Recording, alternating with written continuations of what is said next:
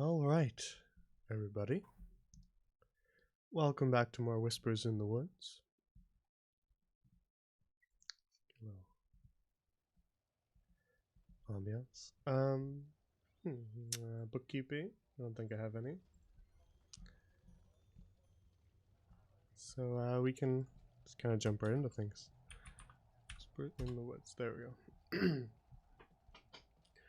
go. So on the last session, did we miss one? Why does it feel so long ago? We did miss one. I think we Okay. did miss one, yeah. Okay, Yeah. that's why. But there was I only like- one. Yeah, Yeah. it's. I felt like it'd been a long time. That's why I was wondering. But on the last session, the party is heading north into the Whisperweald, which is a odd and confusing and whimsical place. A forest of the Fae, and they're hunting for Upperloft, a city within said forest that is they've been told is rather hard to find unless they have a fae to guide them, and so that's what they're currently looking for. And their reasoning for heading into this forest and looking for Upperloft is that they were marked for assassination by some assassins due to a strange sigil that appeared on the back of their hands. And after hunting down some of the assassins and getting a bit more information, they learned about the client. And the client seemed to be odd themselves. She had the ability to sort of melt into thin air. And so, after consulting with a few different sources on what that sort of strange way of traveling might be, they learned from the spirit of the Drela Forest that it was plane walking in between the world they're currently in and a sort of mirror, a twisted, warped mirror called the Feywild. Now, the party themselves have not really any way of planeswalking themselves, so they were told to seek Upperloft, as they would find more information there.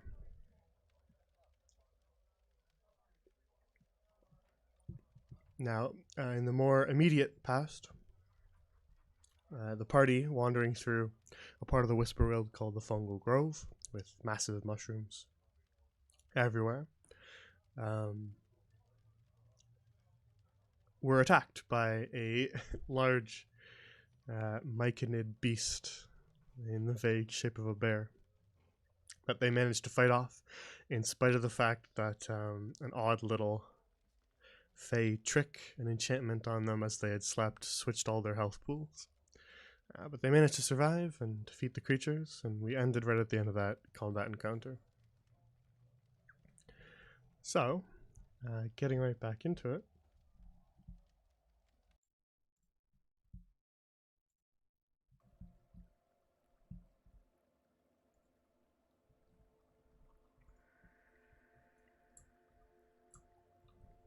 The mushroom forest around you falls silent as the myconid bear and its little crab-like henchmen all are defeated, leaving you alone once more in this sprawling, twisted forest.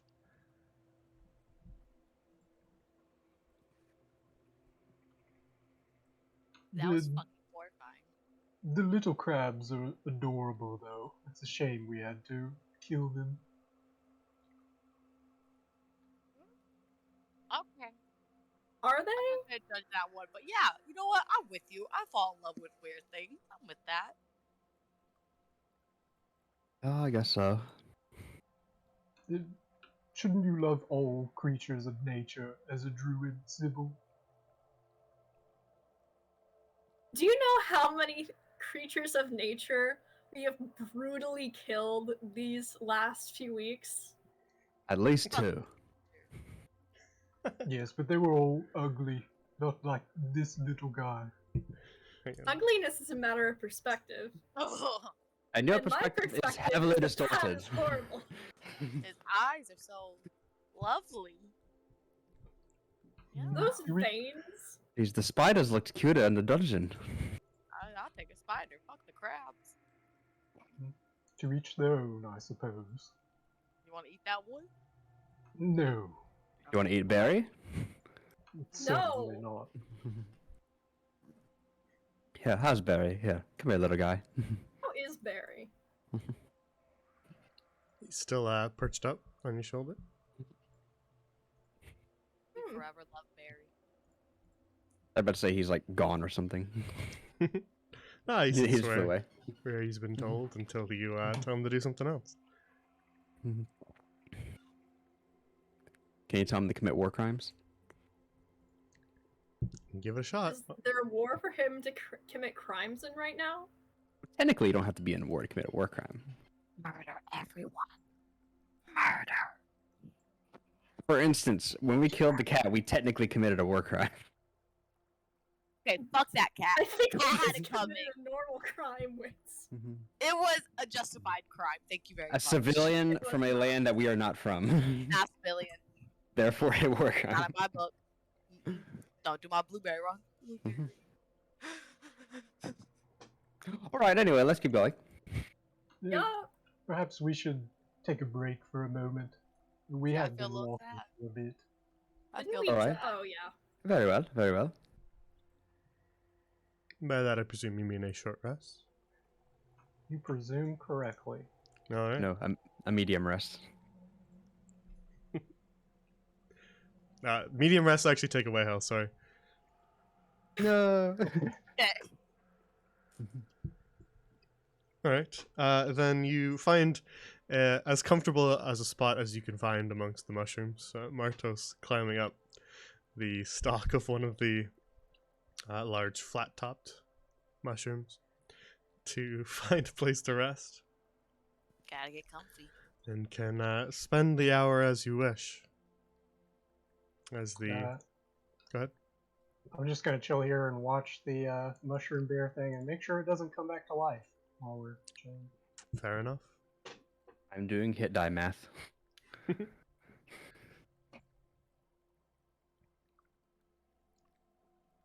All right, Witz is just counting on his fingers. He pulls out like an actual d6 and just looks at it. Okay. Just has like an abacus out of nowhere from his backpack that he's never used to. So he pulls out a TI-84. A magic TI-84.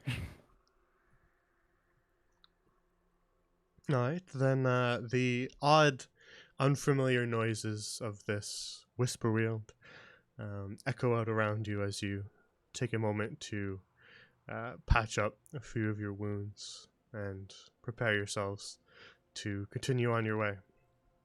It didn't do my hit die for some reason. I selected them and clicked. Let me do it again and see. You do the should be a roll button off to the right for beyond 20. Wait, did it? Let me see. I think I might know. You'll have to like checkbox them to show that they were used, but it should roll it through roll 20. Yeah, I have them checked. And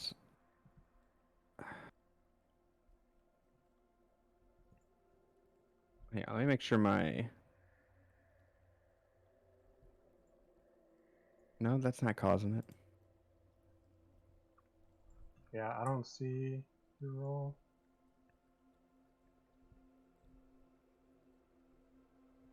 I'm gonna say I've taken like 4 short rests.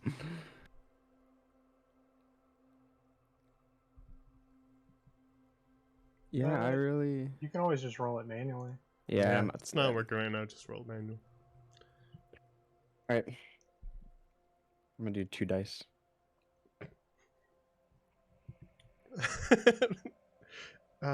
Martos. I'm just looking I don't at know. my possessions. I'm like, when did I get this? When did I steal a foot? You take a lot of stuff. Wow. Pretty Wait, do I- Mardos thing. Do I add my con modifier for each hit dice? I don't know.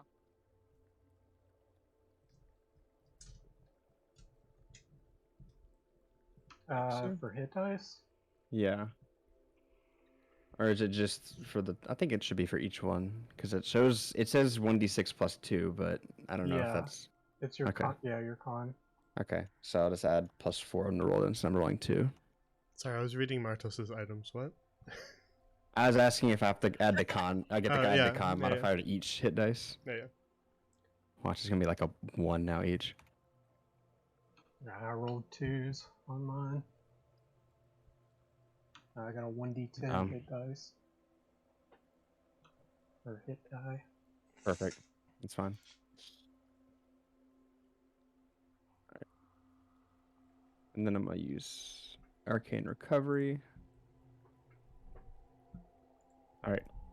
Now, what's Petwea's Abacus?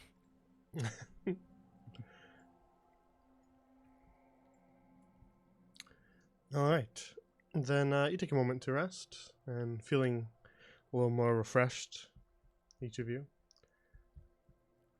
After an hour passes, you may do what you wish.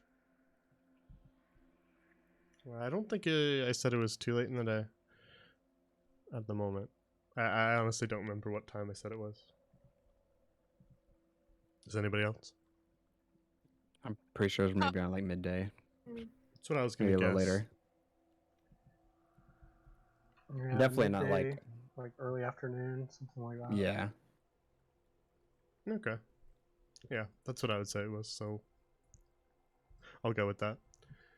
You still have some hours of daylight, so upon finishing your short little rest, you can do what you wish.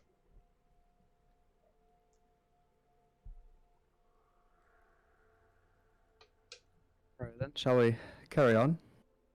Yep. Certainly. Are we just walking around aimlessly till we run into one of these fays? Probably. Yep. Oh God! Looks Yeah, like I all that believe was we're trying to make our way to the Spritling's Copse, if possible. It should be to the north. And that's where we can find some fairies. Come here, Fay, Fay, Fay, Fay, Fay. All right, then you gather up your things and begin to head off once more into the Fungal Grove, heading approximately north. What we believe to be north. Indeed. Nothing is north or south here. Up. Go up.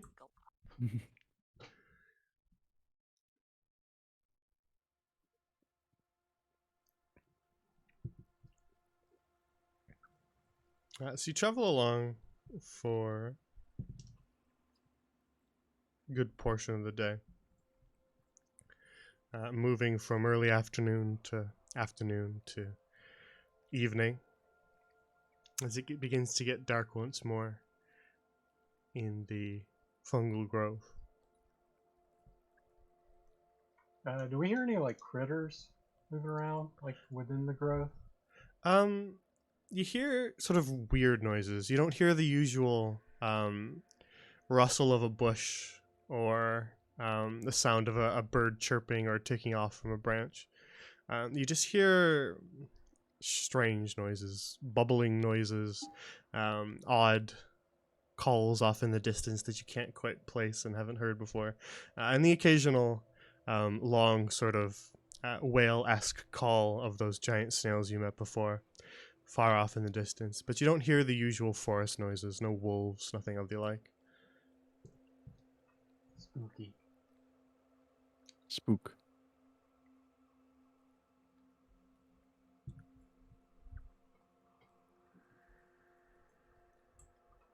Fascinated by that mushroom, are you, Sybil?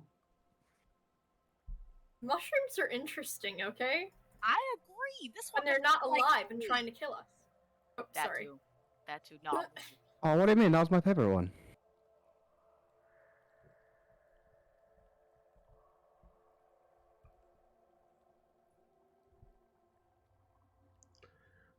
And so as you travel, it begins to get a little bit darker once more.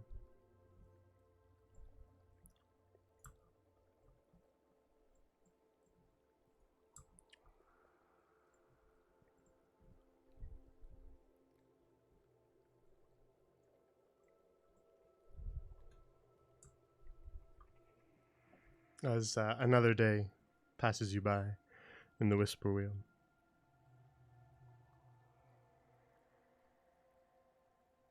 How long has it been? Hey, listen, I'm not quite sure how big this place is, but certainly we'll run into something, some fae or sprite, sooner or later. Regardless, it's getting dark. I should probably set up camp. Indeed. Draven's gonna start setting up the tent over here. Alrighty. We put the other one over here. Is he gonna help because he technically has the tent? Oh, yeah. Carry weight. Yeah, I think you gave it to me because you wanted to. You're about to get max. Yeah, I need to get rid of this extra shield I have now. Arnos, are you going to be sleeping on top of a mushroom again tonight? Yeah, that red mushroom fucked up my back, so I'm gonna sleep on one of these nice soft brown ones. Yeah, it does. Yeah, those ones look relatively comfortable, yeah. They're a little bit more squishy. A little I'm bit telling nicer. you, Matos, firm and flat is what you need. Firm and flat. God. Some mushroom memory foam.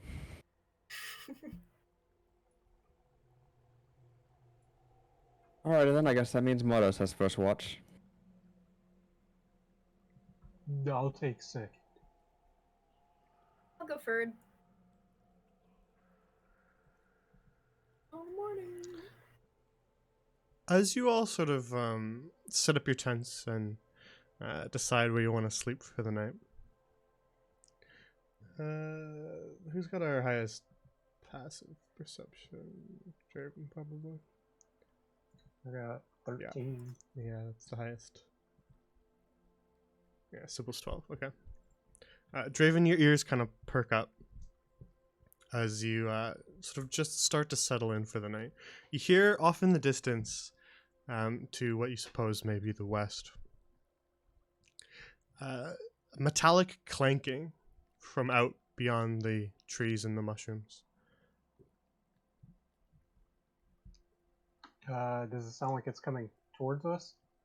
Indeed, as you sort of pause for a moment and listen to it, it starts to get a little bit louder. Alright, I'm gonna crawl out of the tent and walk over to Mardos. Mardos, stay quiet, but I think there's something headed this way. I hear some metallic sounds in the distance, perhaps Hello? footsteps. Are you calling out hello to whatever's coming? Hell yeah, I am. Nice. You don't hear any response, Martos or Draven, but the others you do hear Martos sort of yell out through the clearing. Oh, And you don't hear any response. You just hear that clanking continue to kind of get louder and louder from a westerly direction. what's going on? Something's approaching. Oh, joy. New Is it friend. Motos? I heard Motos. No, something metal from off in the distance. I'm Draven will point that way.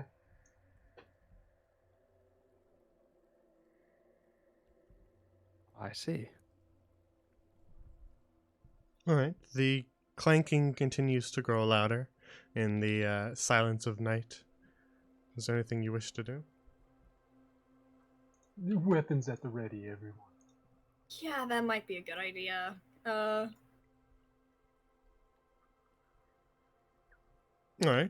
you... Draven's ready? gonna go. hide behind this mushroom, if possible. Farrell? Yeah, there's a stalk kind of in the center of it that you could, if you kind of make yourself thin enough, you could hide behind. Which is gonna dive into the tent. Nice. Alright, then each of you takes up your positions and readies your weapons as the clanking grows ever louder, and then I suppose peering around the side of the tree, or the stalk of this mushroom here, Draven, you see sort of a shape in the darkness.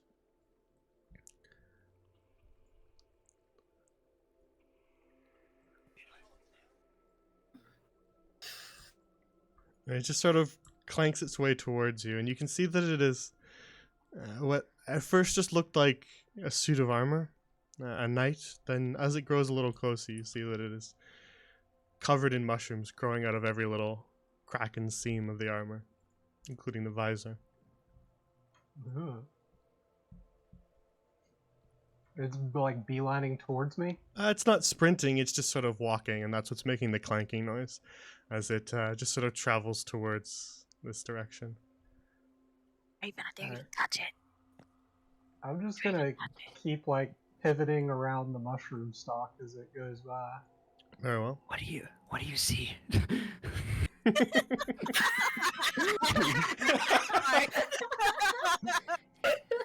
Is it safe? Stay in there. Oh, okay. That was the perfect head poke.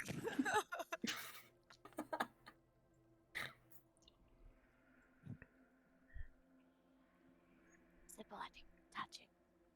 What? Touch it. Hell no. Remember the other creepy mushroom thing that burned people? You said touch it, Mardos? Fucking touch it. Dare you to poke one of its fucking. Alright. Fucking poke it. Touch his foot. Caress his toes. Oh. Oh. Oh. Hello there. Oh! Backs away further on mushroom. You pop out of your tent as this clanking suit of armor walks by you and say, hello there to this mushroom covered knight. And the armor, not saying anything, just turns towards you. It does have a sword in the hilt at its side, or in the sheath at its side, but it just turns towards you and then does sort of a long bow in silence, A gentleman. and then raises its head. How are you, my friend? It doesn't answer. It just sort of nods. Oh, not the talkative type, I see. I love him. So, I see you out for a night stroll. It pulls the sword from its sheath at its side and then begins to just sort of write in the dirt using the point of the sword.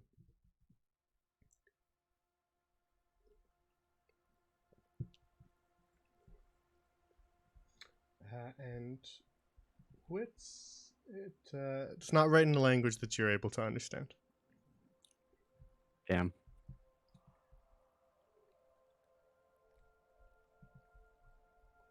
Sorry, I can't read.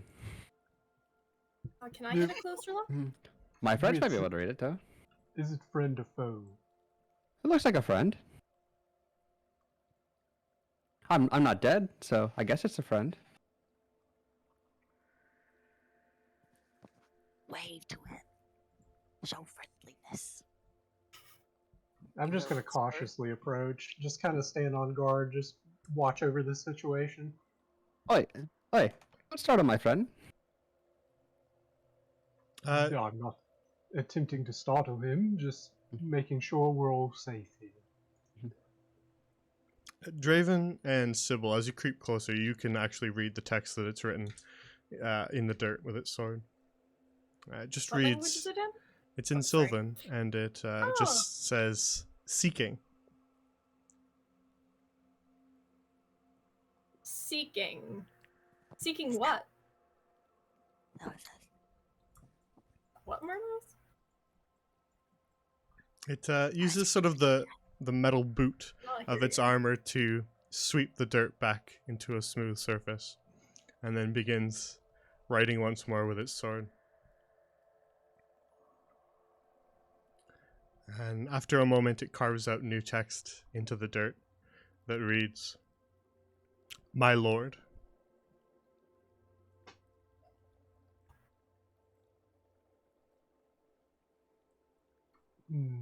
He's seeking his lord. Does Is your it a lord have a mushroom? name? Wait, what? Mushroom? It might be a mushroom. Look at him. Lord of Mushroom. No, I don't know any mushroom lords. Oh, shit.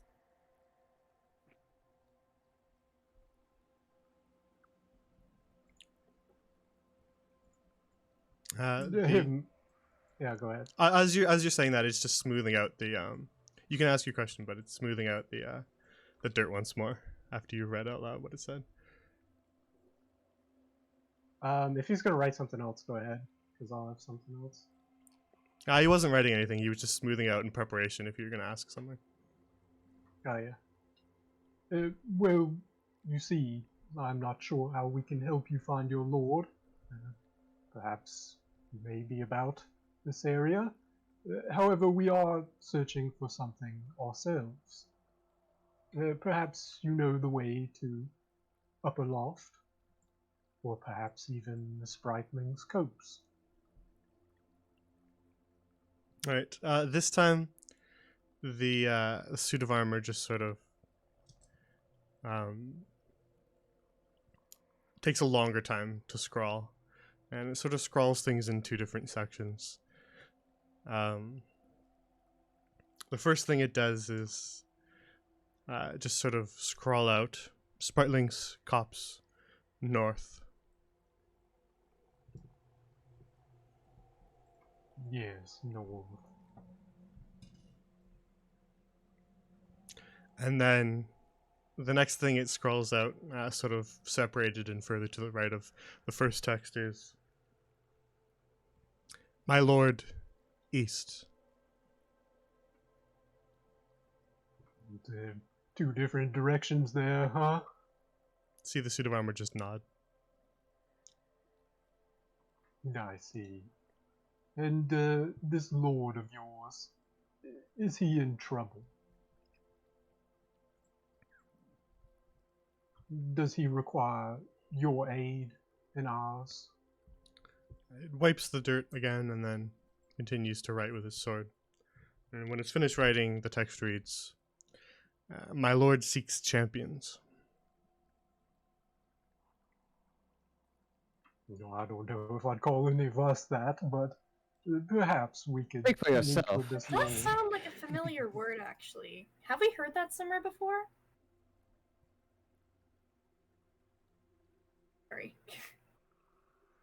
No, I'm thinking. Well, what is your name, fella? Wipes the dirt once more. And then begins to write.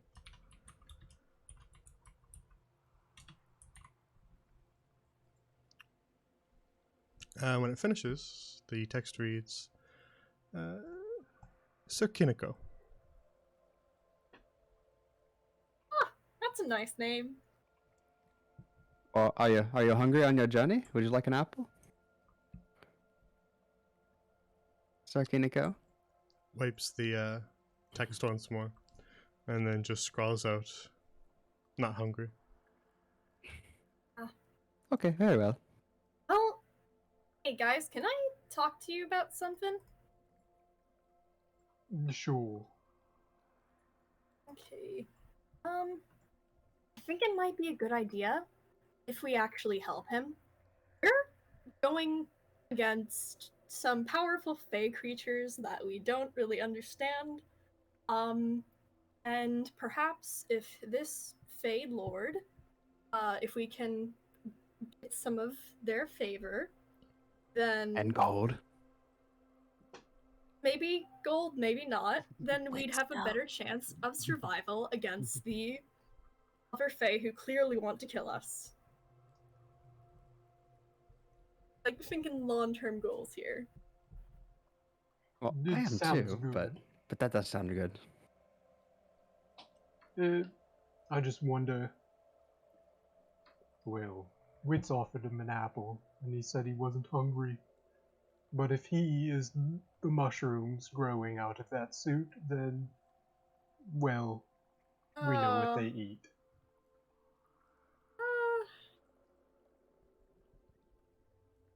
I'd ask more about this lord, I suppose, and whether or not they're going to make similar mushroom champions out of us. Indeed. Or if his load's already Okay. dead. This might be Huh? a dead wandering soul. This might be like a dead wandering soul. And his lord's already long fucking dead.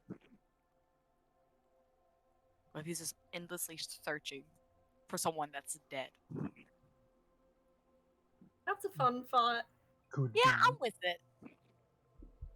I don't know. He seems like a nice guy. Oh, he's lovely. Mhm. I think want it's to lick worth a one of his shot. mushrooms. Wait, what? Matos, Which you please can't look just his skin. automatically assume someone's a nice guy just because they look cool. And don't immediately kill us, I guess. Well, I mean, kind of a considering what first, we've been though. through so far, not wanting to kill us seems like it's pretty good. Yeah, I was about to say my standards have been lowered considerably, but Yeah, that's like um, that's like less than 50% of the Yeah. creatures we come across. You know, that's a yeah, rarity. Draven, think of the next chance we'll get for this. Alright, fair enough. Adventure. Plus, we've been out here for Adventure. days and we've never come across anything other than that beast. So I might as well take it up on it. Don't call him a beast. No, not him. I'm talking about the thing we killed. Oh, okay. That was a beast. That, yeah. Mm.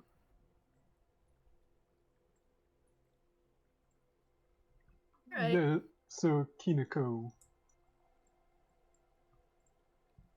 I believe we will accept your offer to search for your lord or to meet with him. Begins writing Perhaps. with its sword in the dirt. It just says offer with a question mark. He never offered shit, guys. Oh! Yeah, I think what my friend meant to say was we'd like to meet your lord if that is okay.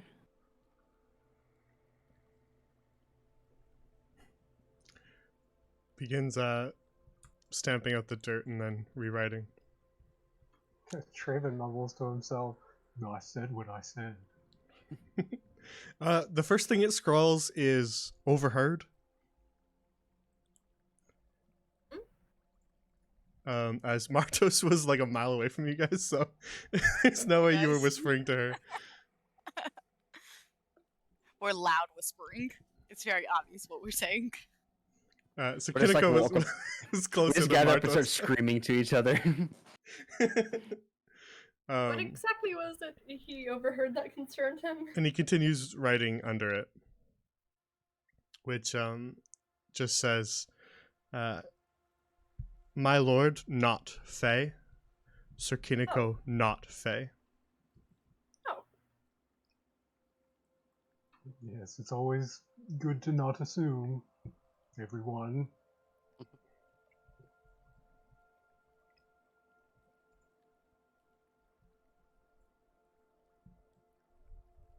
Are we still doing this now that we know they're not Fae, Sybil? This was a group decision, okay? I think that it would be interesting. Continues writing. And once finished, the text reads, "My lord, outside forest." Oh. Well, how far outside the forest? Stamps it out once more and continues writing. Once finished, I'm assuming Draven and Sybil, you just say the text for everybody. Oh, yeah. Yeah. Just so that everyone can understand. The text, once finished, reads, "My lord, beyond Badlands." Oh! Oh! Oh, You that's are a far from long home. Yeah. way. How the fuck did you get here? Sorry for the third night. Weird now one mushroom. Continues How to art thou stamp, so fucking far? continues to stamp out the dirt, Exactly. and then just writes a single word in Sylvan that just says, "Walked." What a You Chad. walked far away. Why did you Are walk this far out? I think he's dead. Sorry. Ooh, What a Chad. Walked. I walked. I hopped down my mushroom now. He knows I'm here.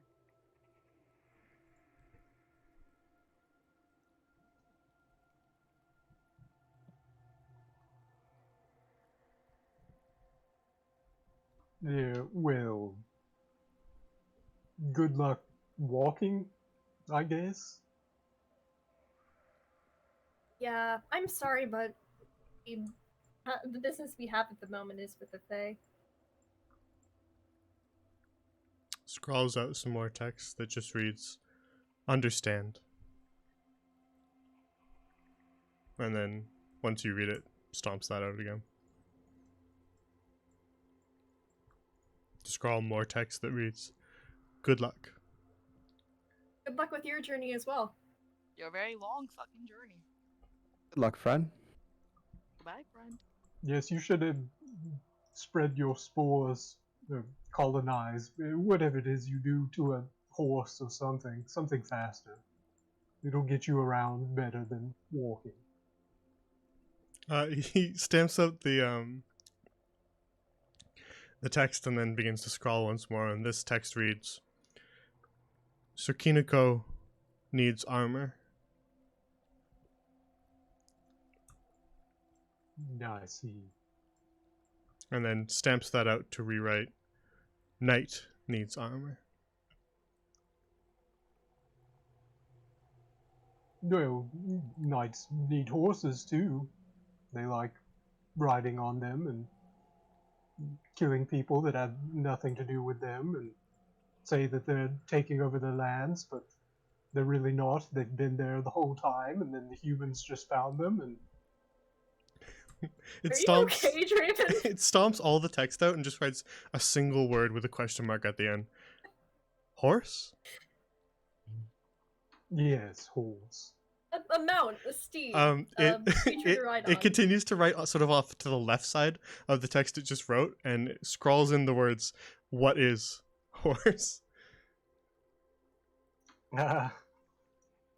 Draven takes his rapier and draws on the ground a very crude stick image of a horse. If you want to, you can draw that right on the map if you want. But I won't force you.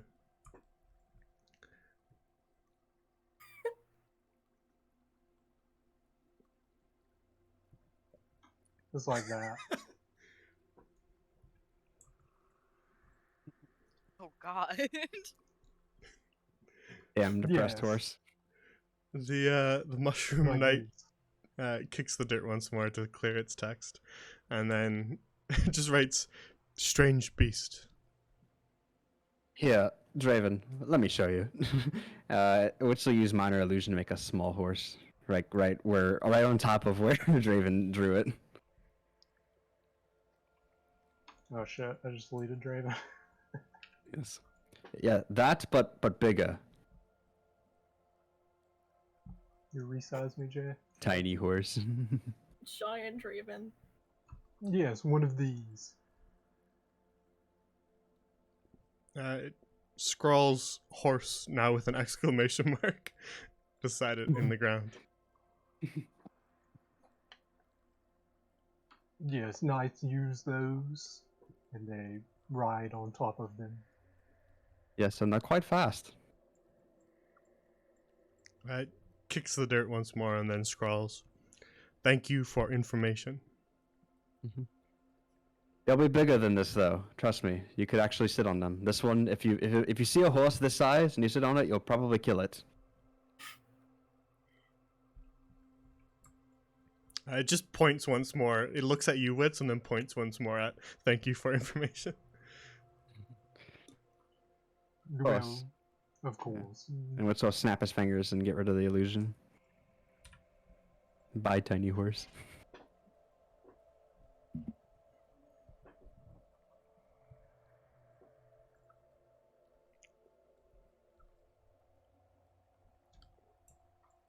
Yeah, well, we were gonna go back to sleep, I suppose.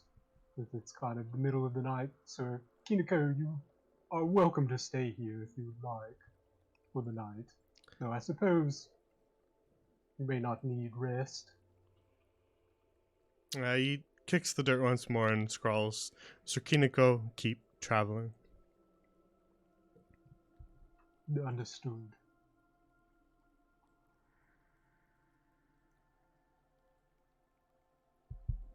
And then almost immediately after you read that one, kicks the dirt once more and scrawls, just sort of kind of up above the area it was writing, writes, last thing. And then gets to work scrawling sort of a longer message below it. And when he finishes, the text scrawled in the dirt reads, Sir Kiniko, see blue lights in distance within this forest.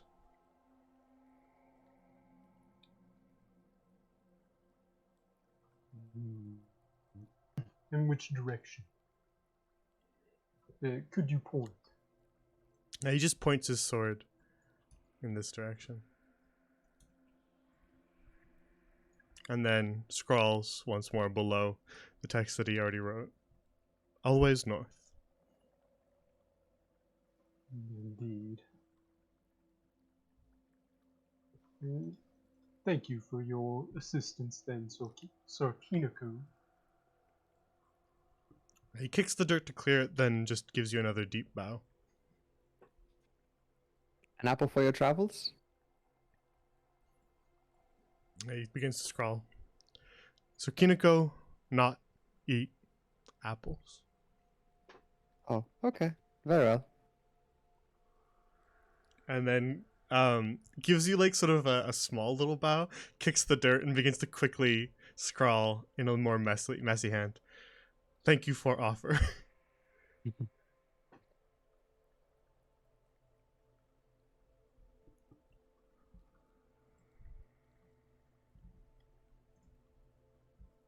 Well, I'm about to turn in again, unless it was my turn to keep watch, Martos. I think it actually was your turn to keep watch. I have no idea, but I'm with you. Sorry. I don't know. I was napping. All right. So you, young gentleman. It was nice to meet you, Sir Kiniko. Good luck on your journey. Why?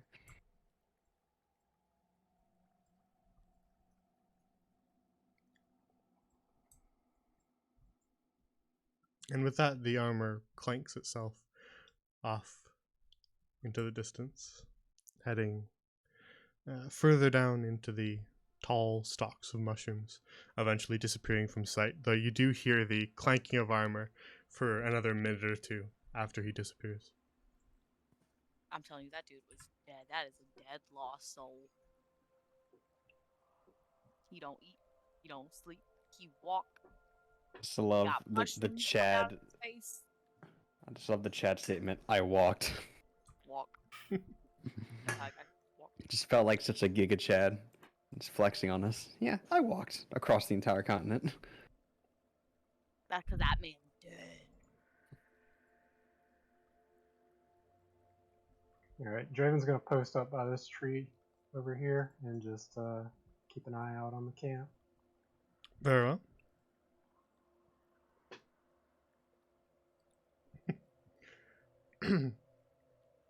Then you spend your watch listening to the sounds of armor fade into the distance. Eventually just replaced with the usual odd noises of the whisper wheel.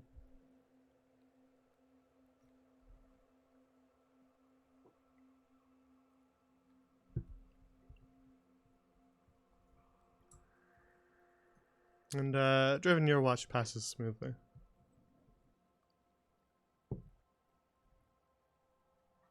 Sybil, it's your turn. Okay. Thanks for letting me know. No problem.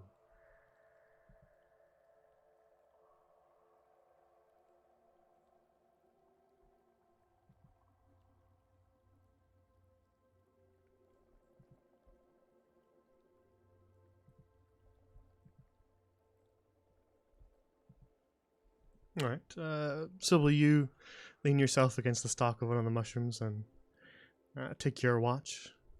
sort of gazing around the clearing, watching for any sort of motion off in the darkness. But you don't see any. All right then. Hey, Wits, are you in here? Oh. Okay. Oh, is it my turn? It's your turn, yeah. Okay. Good luck.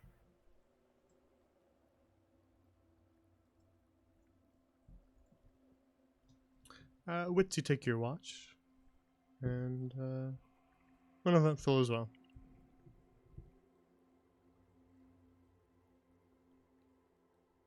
As you sit in this dark clearing, I don't know if you want to make any light for yourself or not, but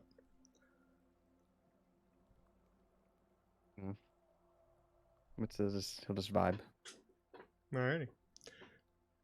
Then you take a moment to watch in the darkness. Eventually, your eyes adjust a little bit to the pitch black, but you're not quite able to see as far as the others.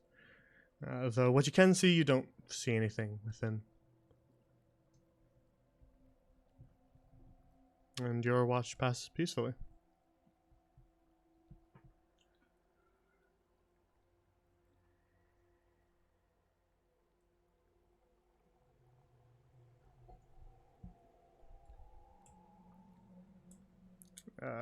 Who was next? Was it Martos, or are we on the last I person? I think forget. Wits was our, Yeah, was it? yeah. Wits was our last. 'Cause Mars Martos had had the first, right? one. Yeah. Right, okay. I couldn't remember if Martos had already gone.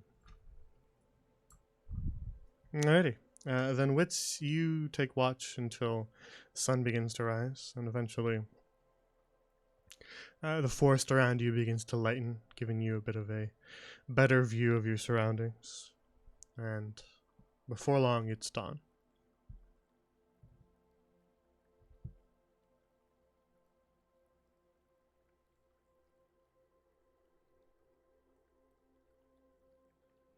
Morning. Morning. Anything odd doing during your shift? No, not at all. Draven will begin quietly packing up the tent if others are still resting. Alright. Begin to pack up your things, tucking the tent away.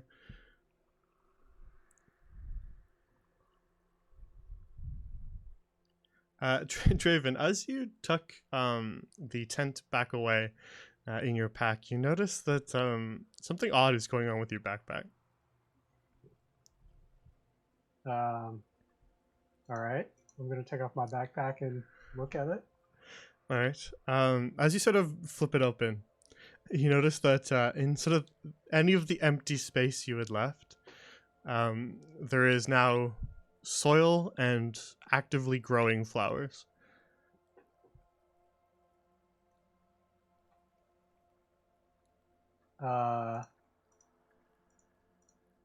Any flowers I would recognize? Can I nature check that or something? Yeah, you can nature check them, or you can just show your very sleepy looking druid. Yeah, I'm gonna just look at them first just to see if I know anything. How they Very well. terrible natural. You're not quite sure. They just kind of look like flowers. Oh, cool flowers. Flowers? Huh? Sybil, did you leave these in my pack? No. You think Be they, honest. you, I didn't.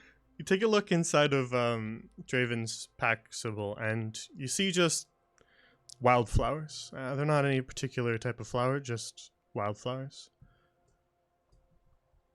Huh. When did these get here? I don't know, Sybil. When did they get here? Don't give me that. We're in the middle of freaking a mystery forest with random creatures that the previous night pulled some other prank. Like, Sybil, you probably can just that again. Sybil, you can make a nature check too if you want. Okay. All right. So with an 18, Sybil, you estimate for these flowers to have grown to the length that they are and to have blossomed like this, they would have had to have been here for weeks. And you estimate that that's probably not true, so something mystical may be involved. Yeah, those are some magic flowers. I mean, they're not like magic flowers, but they're like flowers that have had magic done on them. If that makes sense. Yes, they're not drugs, they're magic.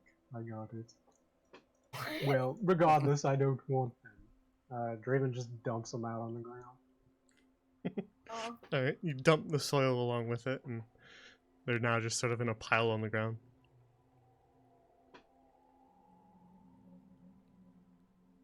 Listen, if anyone thinks that those are going to be a Fey bartering chip later, you're welcome to pick them up, but I don't want them in my pack. I don't think they're gonna be that useful. I want suspicious soil. Place in Huh? pocket. The soil. Give me the soil. Give me the soil. Place in pocket, Martos? Place in pocket. Okay, With I'm You assuming can come down my and Mix get other it. I'm assuming you hop down to do so and don't just telekinetically grab it.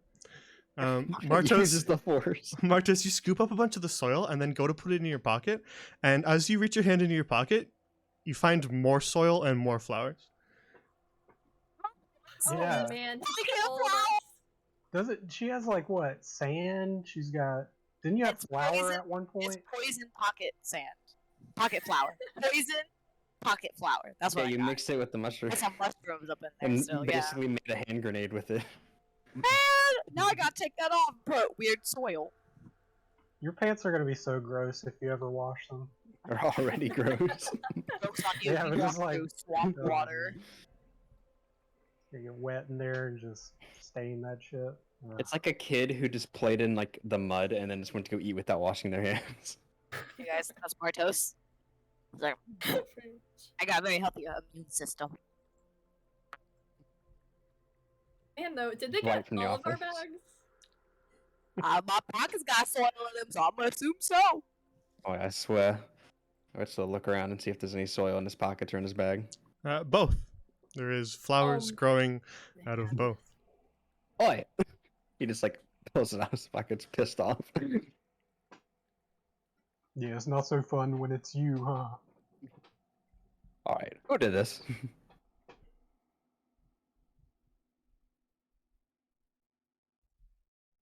So you can check yours as well if you want. Oh yeah. I'm gonna check mine. I imagine they're just full of dirt and flowers. Indeed. Nice. Okay, cool. Oi, Sybil, you said this was magical, right? I mean, flowers don't grow to that size in like 2 hours, so yeah, they're magical somehow. Well, grown magically. I think they're just like normal flowers. This is true. Can we just ritual cast identify on these flowers? Sure, yeah, you can give that a shot. Alright, Witzel go for it. He's pissed off and he wants to know who put dirt in his pockets.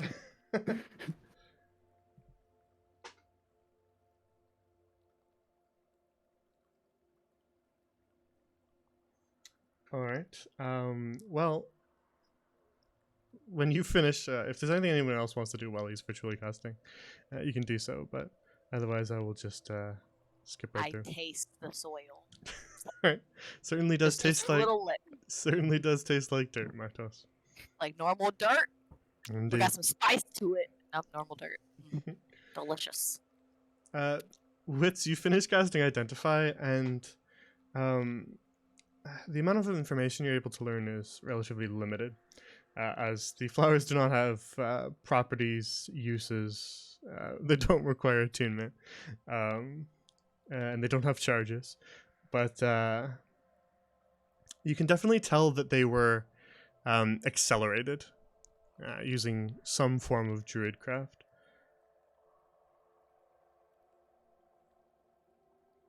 Though the flowers themselves are not conjured, they're not magical, they were accelerated in their growth.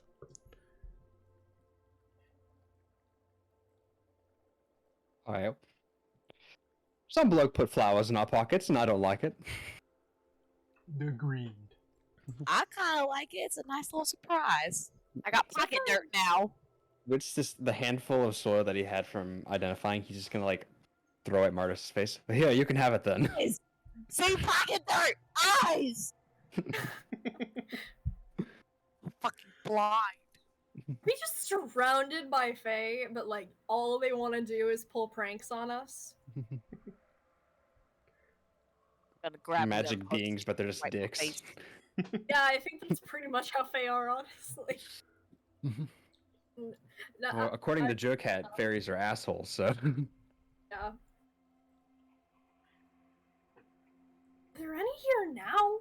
Or do they just like pop in here while we're sleeping and then leave? I don't know. We didn't see any during our watches. Are you just gonna shoot the fairies with us? You know, in a world where no one else has a gun, shooting things is a great solution. Yeah, I guess so. I guess people do have like hand crossbows though. No, but Glocks are fully automatic, Mm, which makes them even better. All right. Anyway. All right. Well, swear whenever we find these damn Fae. I think Shall you we? saying that is going to make them prank you even harder, honestly. Well, I'll prank Shall them with we freaking pack magic. up and head north? Yeah, that sounds like a good idea. Wastes his moments and stuff. I'm the prankster. Oh yes, I forgot about the tent. I did the pranks. Spend another moment packing up the remaining tent and tucking it away.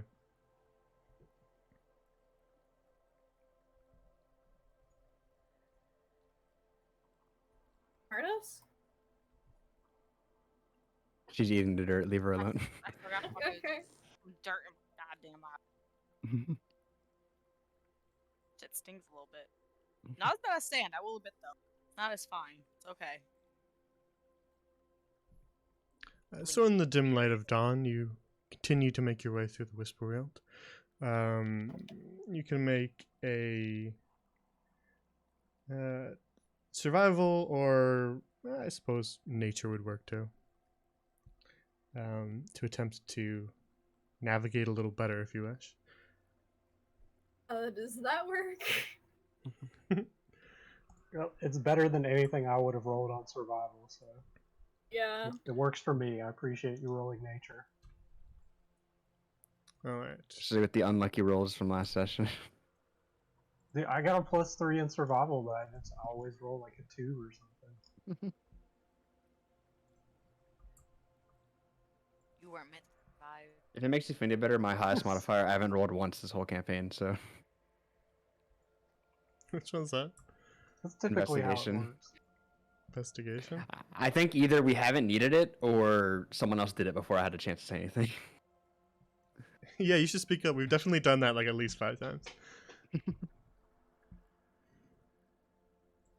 Alright. Then,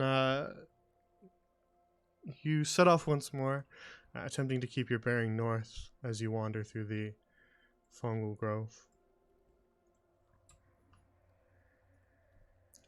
And today, as you travel, passing soon right past noon, and walking through these massive mushrooms, Sybil, you begin to notice them first, but just off in the distance, occasionally, just a little glimmer of a blue light.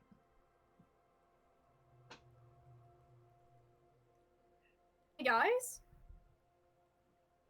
Yes. I think I see those lights that Sir Kinako was talking about. Well, we should follow them. Lead the way. Following lights in the fairy forest sounds like such a good idea. I'm all for this.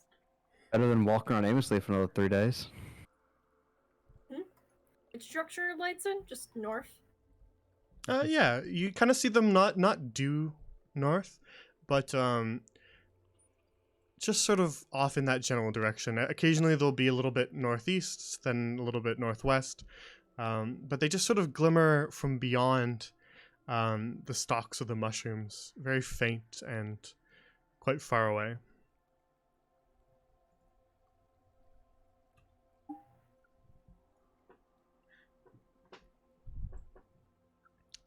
And so you change your heading a little bit to, rather than trying to head exactly north, you follow the lights instead.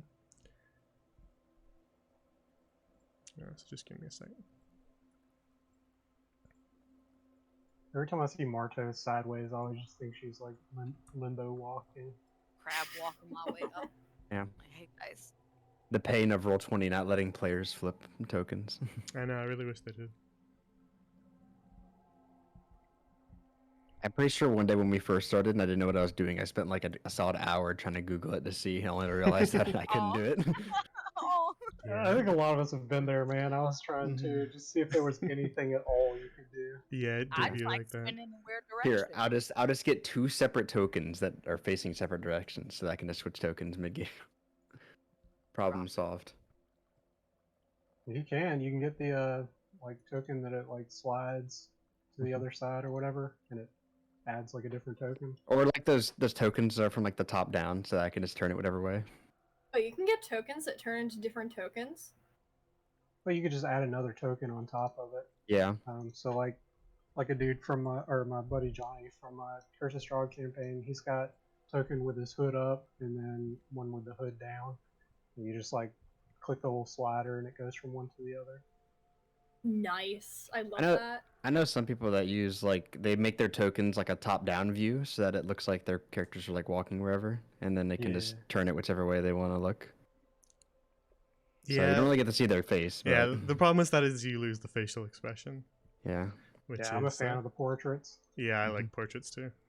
I usually just Yeah. do shoulder to shoulder is how I do the portraits. Well, that's why it's weird in that campaign because they're the only person with the character that has that token, and everyone else has like one of these tokens. Ooh. All right. So you continue to make your way along through the Whisperweald, following these occasional blue lights. Eventually, just kind of passing by more incredibly tall mushrooms, but you begin to see what looks to be sort of like almost kelp growing through the forest as well. And it grows straight up as if it was still underwater. Cool. Well, that's not weird at all.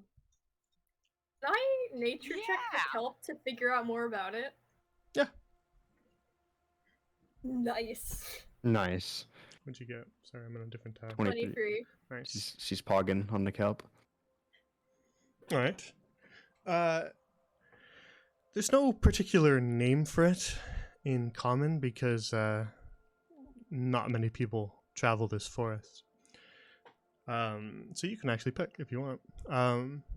But this kelp stretches usually as high as it can, searching for a little bit of sunlight amongst other trees. And the sort of soft undulating that it gives off is just a natural part of the leaves seeking sunlight, rather than the swaying of ocean currents. It is very cool. I'm trying to figure out a name. You know that like song, like "Do them on the bin, if we do them on the gala." What? No. I guess that's just because I had a hippie mom who liked Irish music. Okay. Way better. Do them on. Yeah. Gonna need you to spell that for me too. Use it in a Sorry. sentence, and Oh, I'll it has jot it. accents. There we go. Gotcha.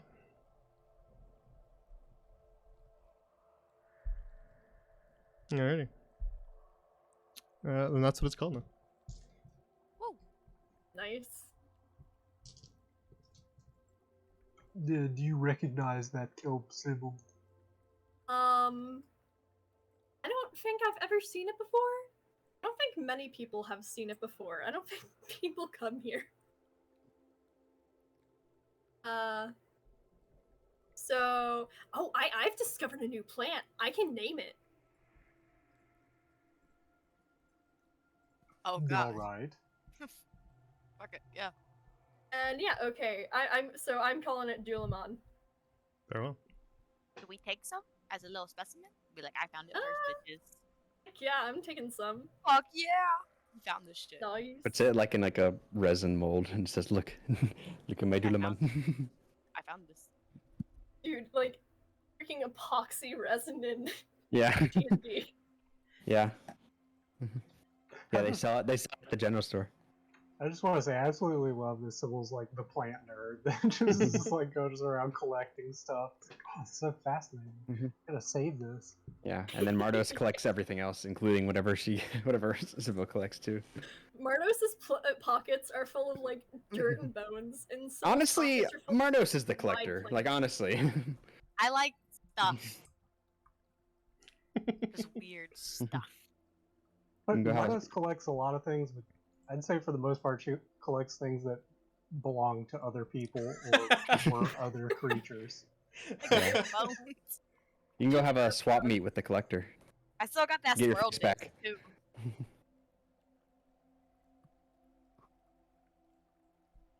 Yes, well, congratulations on your discovery, Sybil. Yeah, I'm hyped about it. I'm gonna be one of the first botanists to officially map out some of these plants, possibly. Yes, of course, if we, make it back to Oh, yeah, if we society survive. alive. Yes. Yeah. Yes. Oh shit! Uh Sorry, that was a bad word. Do you want to name those two? oh. Not oh, ugh.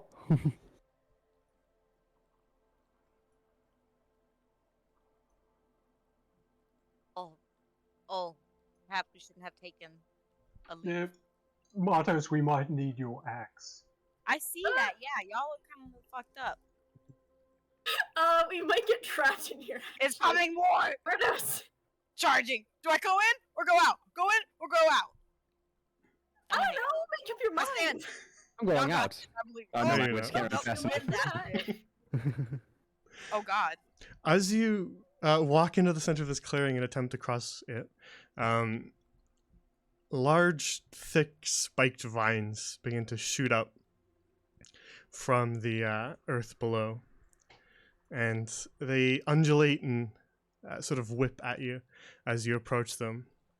These long, kind of pointed hooks at the end of them. And as you sort of turn to walk around them, new ones grow up from the earth and block your path until they've formed a complete circle around the three of you. Quick question, Jade. Do we Mhm. still have swapped health? No, Max no, no. health? Yeah, I should have mentioned Okay. that. Thanks for reminding me. Your health is back to normal. You're all good. Aw. Cool. Mhm. I'll be weak wizard again. Good. At least Do you we got a see brief respite. any of the blue lights around here? You do not. You sort of spin around looking through the gaps in the massive stalks of mushrooms and look for those blue lights, but you don't see any.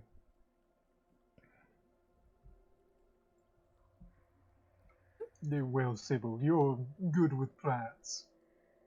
Perhaps you could try, no, I don't know, mediating our way out of this. I'm the trap. fuck off. I can't talk to plants. No, why not? I can talk to animals. Oh really? You can't? I thought you could. No, I I thought that's- can't. I thought that's what druids did. Not all druids. Yes, Wits, remember, we Hey, don't I was too assume. busy learning healing spells to save your asses, okay? But there might be another druid somewhere. Hey, are there any druids out here actually? You can call off into the distance if you want. You can even do it in Yeah. Druidic. I might do that, yes. Alright, you call off into the distance and wait a moment for an answer, but you only hear the usual sounds of the forest around you. Those strange little calls. Damn it.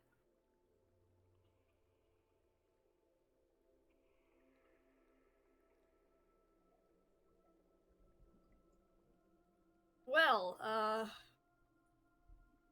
you know what? Maybe I can negotiate with plants. Hi, plants. As you Are draw a you little bit intelligent? closer, as you draw a little bit closer to these ones, they lash out at you, Ooh. attempting to snag you with the hooks and graze you with one of the thorns, opening just a very small cut, just one hit point. Well, they don't seem that friendly. They don't. Hey, Not at do all. you want your seaweed back? Is that it?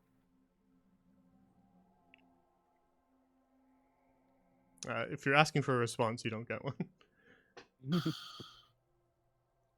Really should have picked up talk with plants. Oh no, you're good. It very rarely.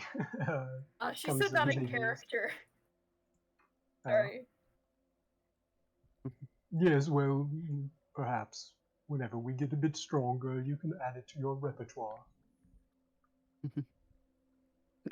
This is like pulls that character. You can add it to your character sheet here whenever we get to the next level. The Well, wits, I don't know what that means. We really need to get out of this situation. Matos, could you perhaps... No, I don't know. what can she do outside of it? Well, she's got a gigantic axe. I think if I poke them, they're just going to get angry. Do you have any fire spells, Wits? No, just ice. Perhaps you could freeze them. I don't know. That might work if you're that susceptible to cold. Well, the standard one I have right now won't really freeze it, perhaps. I can Is it always that time to get tell beat you up that by I unprepared frost fingers? Oh. I pick the worst times to re-prepare spells, I really do. Part and parcel of being a wizard.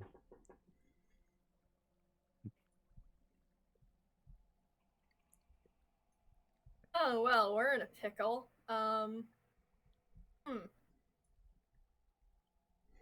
Which considers turning invisible in the hopes of getting himself out.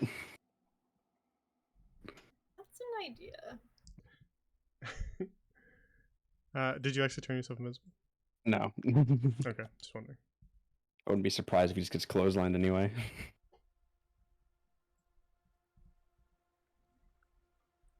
Help! Someone help! Hey, do Are you you- think it would be? Oh, Someone named Matos, help! Okay, I wasn't sure who you were talking to. If you were just yelling that out loud or talking to Martos. A little bit of both. A little bit of both. Okay, very well. Well, I could give it a try though. Let me see. Witch will not really get that close, but he'll cast Ray of Frost on that boy. All right. Give me a roll. I was opening it. Oh wait, I know why. All right, I'm a big dumb. I know why nothing on Roll20 is working. What's that? Huh? What? Huh? I had switched browsers and I forgot about the The extension. Oh. All right, well, it's fine. It's fine. I still have my old one. I'm gonna open up in Chrome. Okay, I literally clicked Chrome on my screen on my desktop, and it just swooped to another screen and went away from me. I gotcha. It is scared. All right, give me a moment. Do you like RP or something? Should I chop? Am I chopping yet? Go for it. I thought you were standing up on top of a mushroom, but you I can hop am. down if you want. I don't trust the ground. Jumps over into the circle. We'll try throwing him first. Decent or damn. If you're gonna stand way up on top of that mushroom, I'm gonna Yeah, say I'm throwing it. I want to make sure if I hit it, it don't come smacking back at me. So bloop, we got hope to hit. a hand axe. Okay, Very yeah, well. Are you're throwing a hand axe this way? Like, I'm throwing it. Sorry, she hit, It'll she be hit. fine. It'll be fine. Yeah, don't Okay, worry. I know how thank to throw God. today. Huh. Vine catches hand axe. Oh. This is a little baby snap. Your hand axe sails through the air, and you hit your mark. and leave just sort of a small little mark across it as your hand axe just sort of bounces off into the center of the circle. Do the Oh, vines great. twit or anything? Or they're just like, yeah. It just continues to undulate. It pauses for a moment and kind of lashes out in your direction and then resumes kind of forming this circle. Oh, these bitches got thoughts. These bitches are thinking. All right, I have my D&D Beyond ready now. Finally, Guys, they're So- thinking. I'm gonna cast Ray of Frost on this Huh? one. Very well. Go ahead. Back up when you hit it. Did it? Why did it?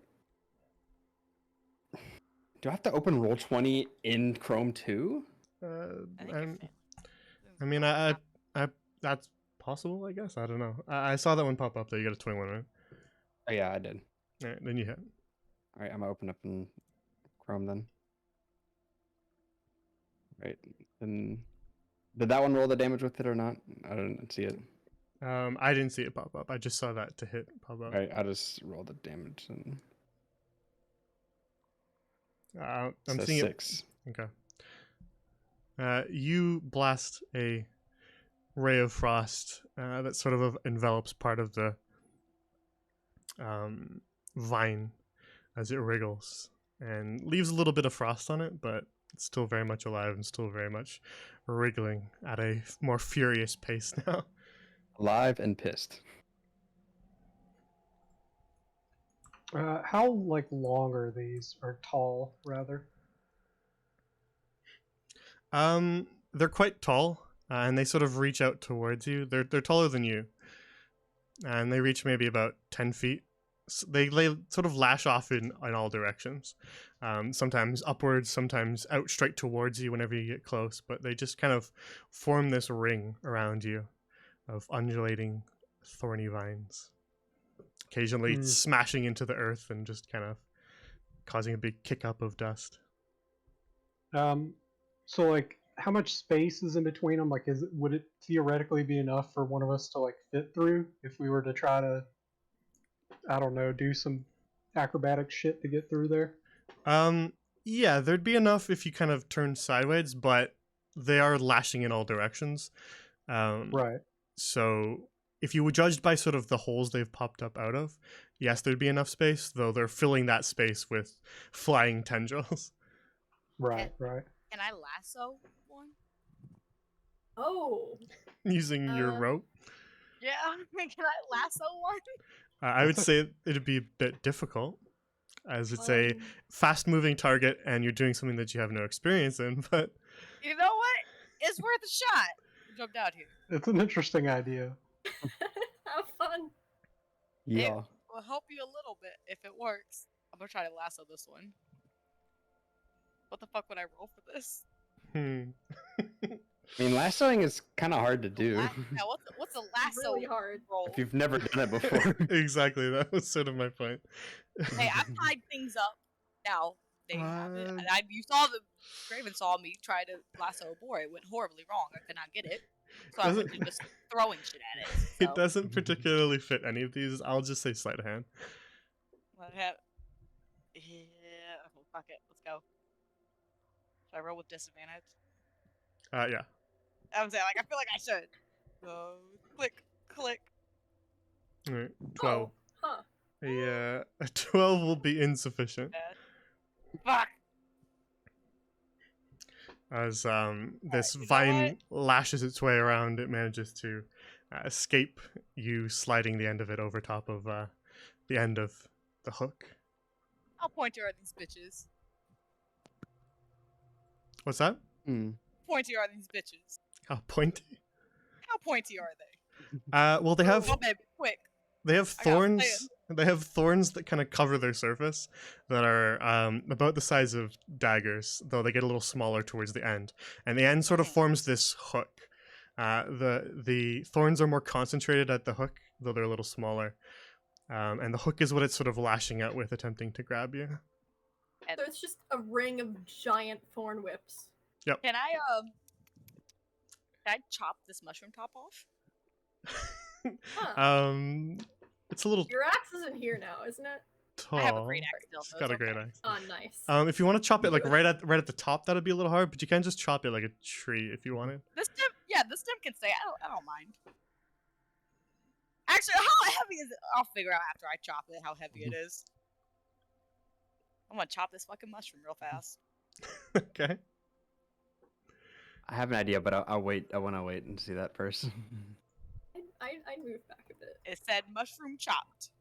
Listen, we should really all try to figure out something to do here because I don't know what Marthas is doing. I have no faith, Yeah. but I'm trying new things. I have an respect idea.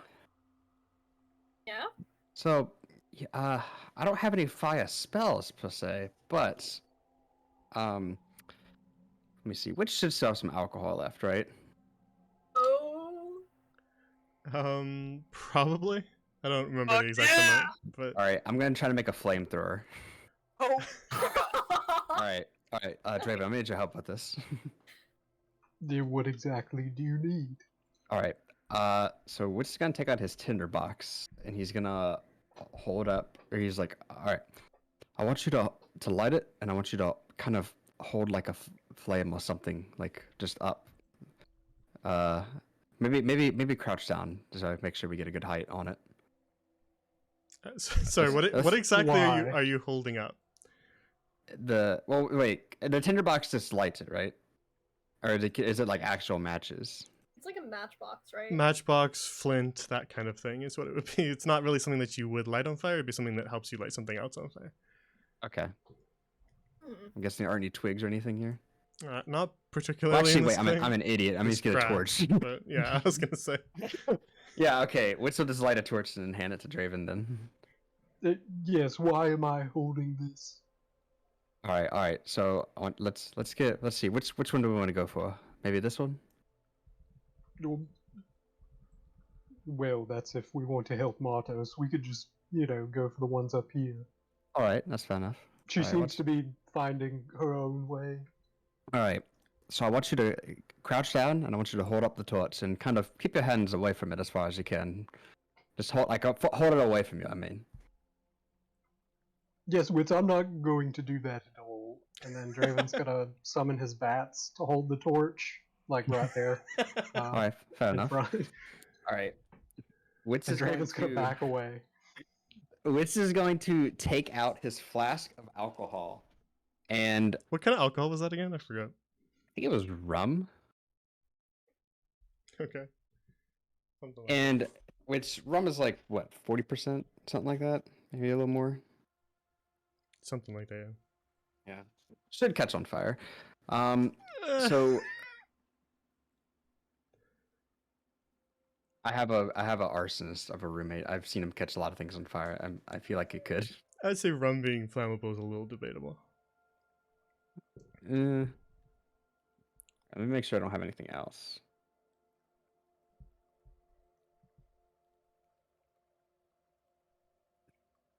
Suppose the invisible ink wouldn't be flammable. Not particularly. No. Something like Everclear, which is like a 75, that would be a little more alcoholic. But Yeah. at 40, I would say you're probably gonna have a lot of difficulty lighting a rum on fire. Still got that bead? I do have that bead, Or but not bead, lightning. Yeah. Oh wait, it was Yeah. a bead, wasn't it? yeah, it's the shape of a bead. Little glass bead, yeah. Yeah. Okay. Anyway, my plan was to flip over the flask of alcohol and use Ray of Frost to propel it forward and make it a flamethrower. I'm not certain that would have worked, to be honest. I don't know that Oh, Ray of yeah. Frost would have done you any favors there. Yeah, I know. well, back to mushroom shield. Mushroom shield. Mushroom shield. Martos, just make a straight strength roll for me. Oh god. What?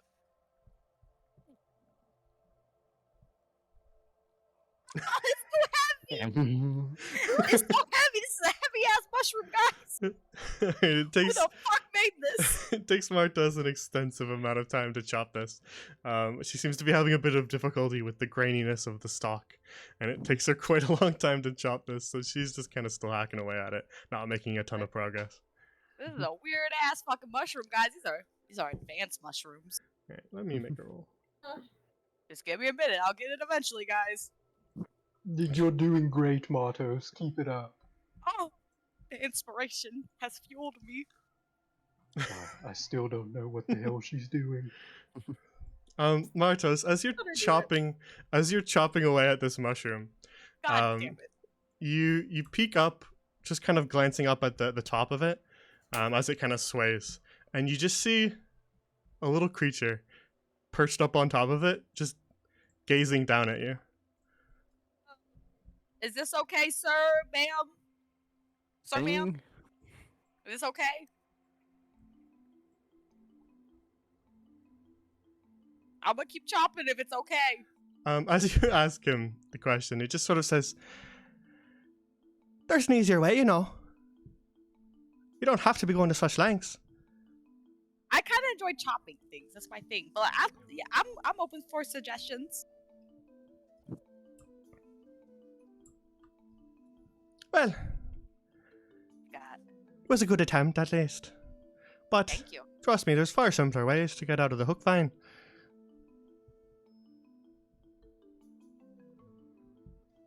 Please help.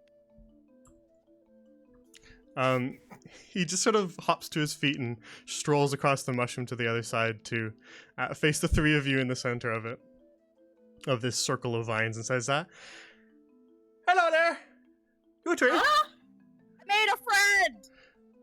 you did. Okay. You look like you're in a bit of a pickle.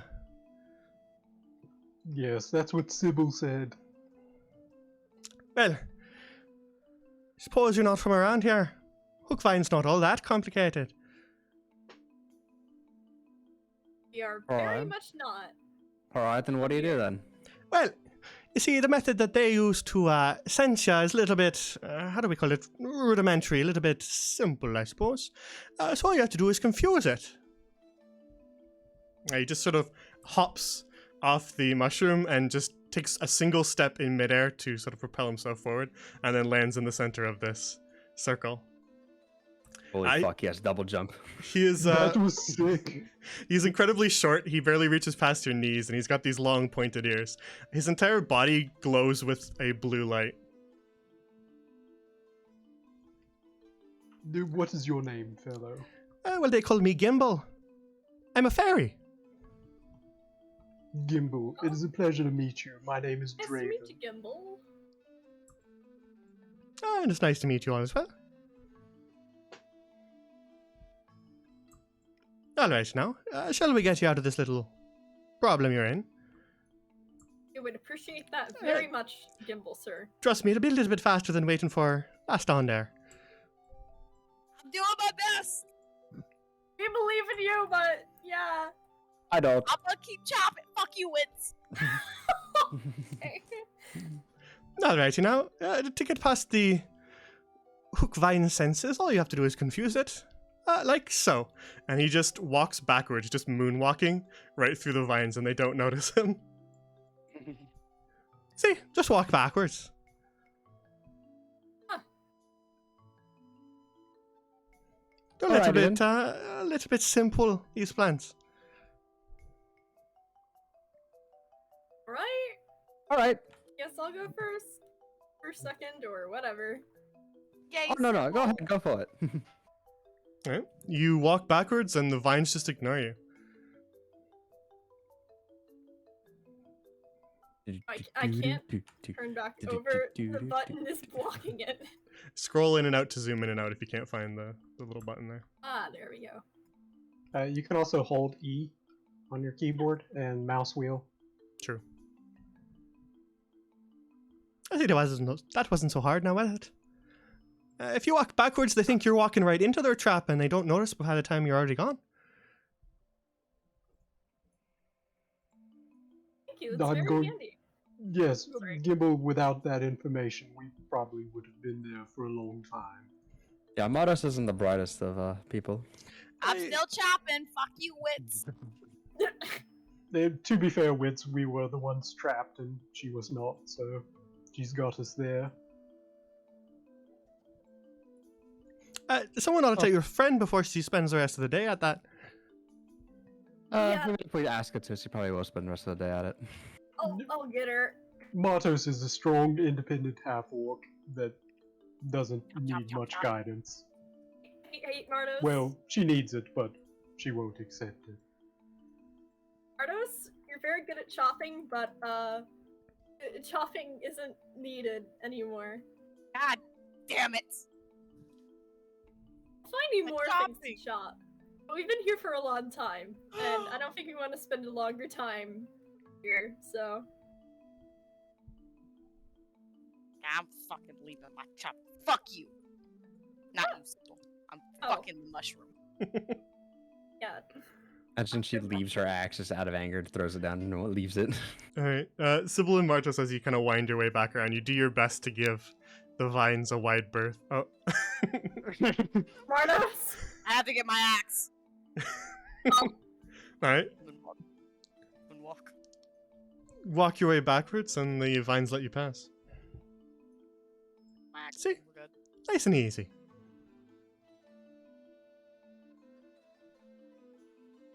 Gimbal, was it? Of course. We're on our way to Upper Loft. Perhaps you know the direction. I assume it's north. Of course, of course. I can take you to Upper Loft. That's pretty easy to find. All right, we would be much obliged. Alrighty then. Shall we give a bit of a walk away from these nasty little plants? Certainly. Alright. He just sort of dances along, occasionally taking a step off into the air and then landing once more on the grass below. I've changed my opinion of Gimbal. I really like him now. He's so cool. Literally, we instantly lost all skeptics the second we saw him double jump. Yeah. And this bitch cool. Draven's like into running fast and like climbing on walls and stuff, so like double jumping is just massive for him. Literally, like, how could you be evil if you can double jump? Wits is still skeptical, but he still wants to be nice.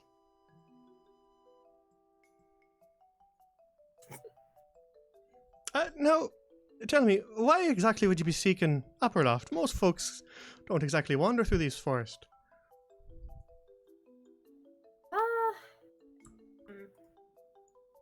We're looking for someone, I suppose. Oh, you wouldn't happen to be looking for little Gimbal, would you? Fortunately, no, but it was very nice to come across you. Yeah, indeed, a little bit of an act of serendipity, if we will. Mm-hmm.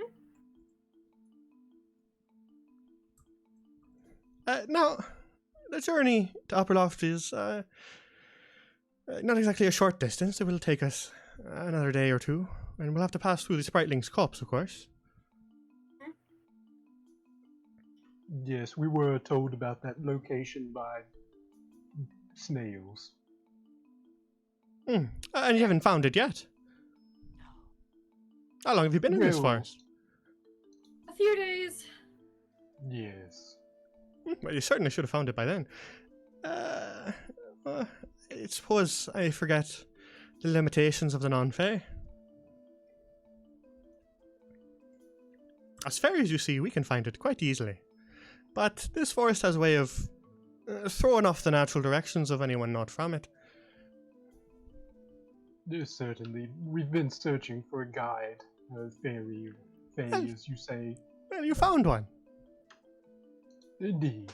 And what a pleasure it is, because up until now we've only found mushroom people, beasts, creatures. Well, in the fungal grove, that's what you're most likely to find. But let's make our way to the Spritling's Copse, shall we? Find a Go lot for less mushrooms there. That sounds like a very good idea. I suppose we all need a little bit of a break from the Myconids. I'm a druid and I love mushrooms, and I can't handle any more mushrooms for the next few months, I think. I have PTSD. That's who caused? No. I didn't call shit. That cat did. So Gimbal makes his way up kind of ahead of you, sometimes skipping, sometimes doing a little dance, sometimes walking backwards, sometimes waltzing through the air as he makes his way further to the north. Occasionally he'll just sort of stop and completely change directions. And your own sort of instincts are like, this can't possibly be north, but he seems quite confident in his travels.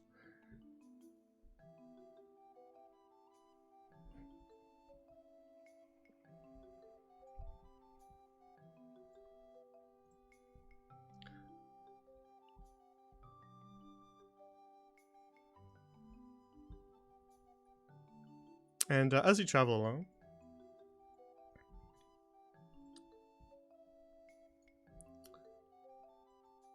you begin to see the mushrooms themselves become a little more sparse, and the trees become a little more common. Though their leaves are not normal colors, they are odd pinks and purples and blues. And Gimbal just kind of skips his way along out ahead of you. Not too far now.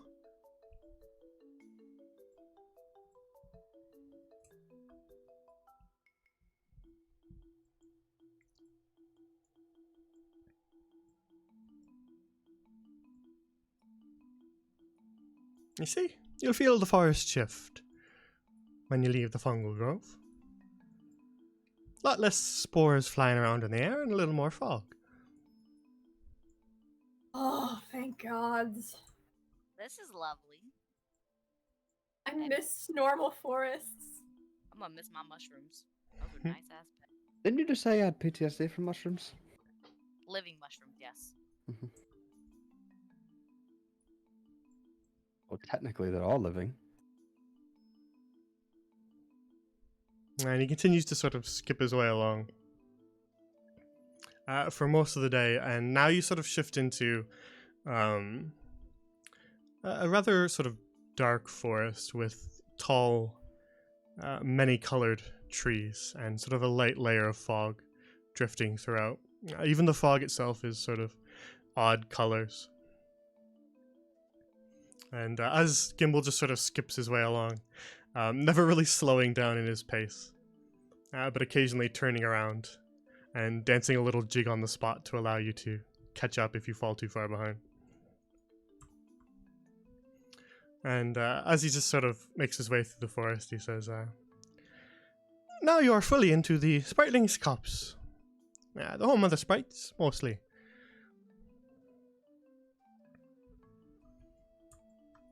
Thank you, Gimbal. Now, have you been experiencing odd things while you're in this forest? Always. Yep. Pockets full of dirt, things like that. Indeed, waking up feeling not quite as healthy. I mean, I felt great. I feel like shit. Those are sprite tricks. Mischievous little bastards. Yes, and we are at their home now. Oh, those are the assholes that put friggin' dirt in my pockets?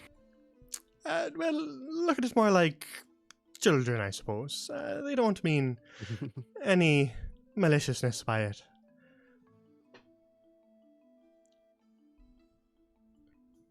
Gimbal, we appreciate you guiding us here. Of course. However, I must ask, what is it that you do? Do? What do you mean by that question? A little confused. How do you spend your days? Well, like to wander the forest, see what I can find, see who I can meet, and lately I have a bit of a penchant for cooking.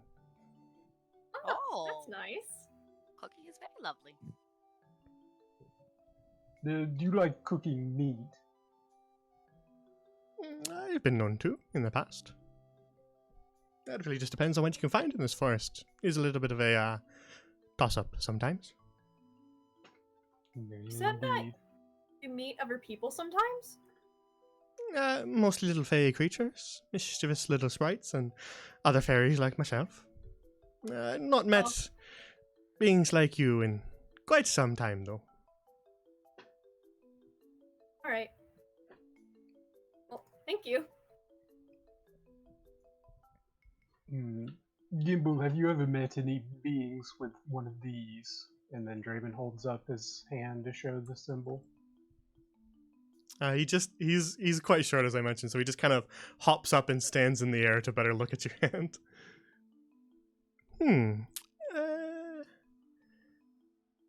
No, I've not seen anything like that. Alright. I didn't expect that you had. I was just curious.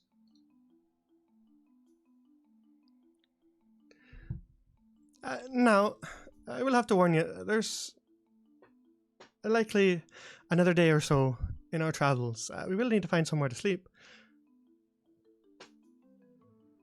Well, we have tents. I see no mushroom. Well, it's certainly an option, but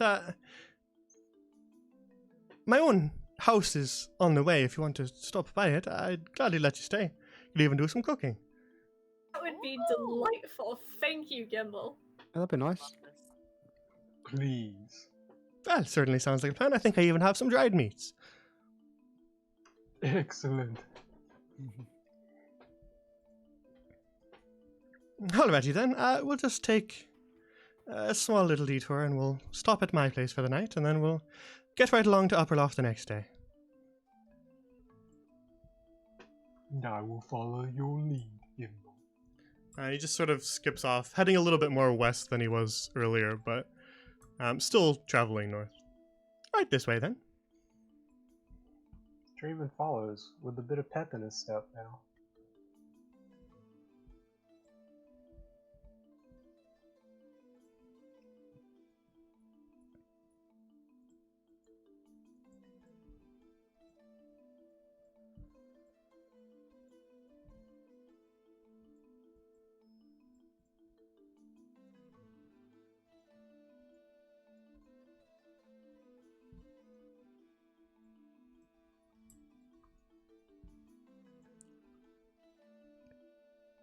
And so he skips off a ways as it begins to get just a little bit darker. It's maybe now evening as you wander your way through the Spriteling's copse, and he skips off through the woods, pausing from moment to moment to allow you to catch up with him. Jay, I really like that transition map, by the way, between the fungal area and the forest. Like, Oh, yeah. the colors and everything, the lighting, like, it's a good map. Yeah, the color contrast is really good. And he skips off for perhaps another hour or so in the late afternoon until he reaches sort of an open clearing. And he says, right, well, here we are. Oh, yes, yes, quite lovely. Very lovely home. Well, the dirt and the rocks isn't my house, if that's what you're thinking. Oh, okay. I was about to start judging you. I was already judging you. Us fairies are humble folk, but we're not that humble. Listen, Gimbal, we're homeless. We have no right to judge. I'll still judge though. Well, listen, we fairies are secretive folk, so we don't like to just have our houses sitting in the middle of nowhere, if you understand. Anyone could just stumble across it, so it takes a little bit of an incantation to summon my house.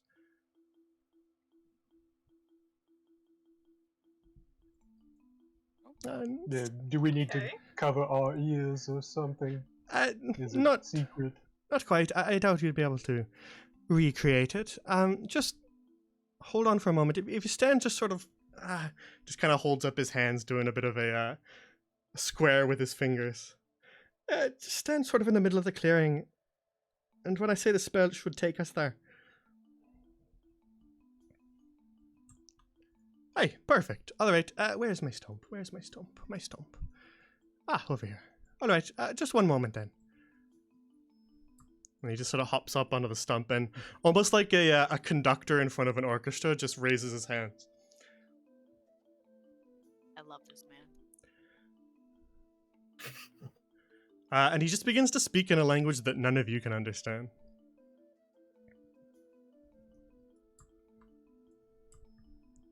And then, as he kind of continues to speak and just sort of swishes his hands through the air like a small conductor, you begin to feel the earth sort of rumble around you in all directions, almost as if a spontaneous earthquake was appearing.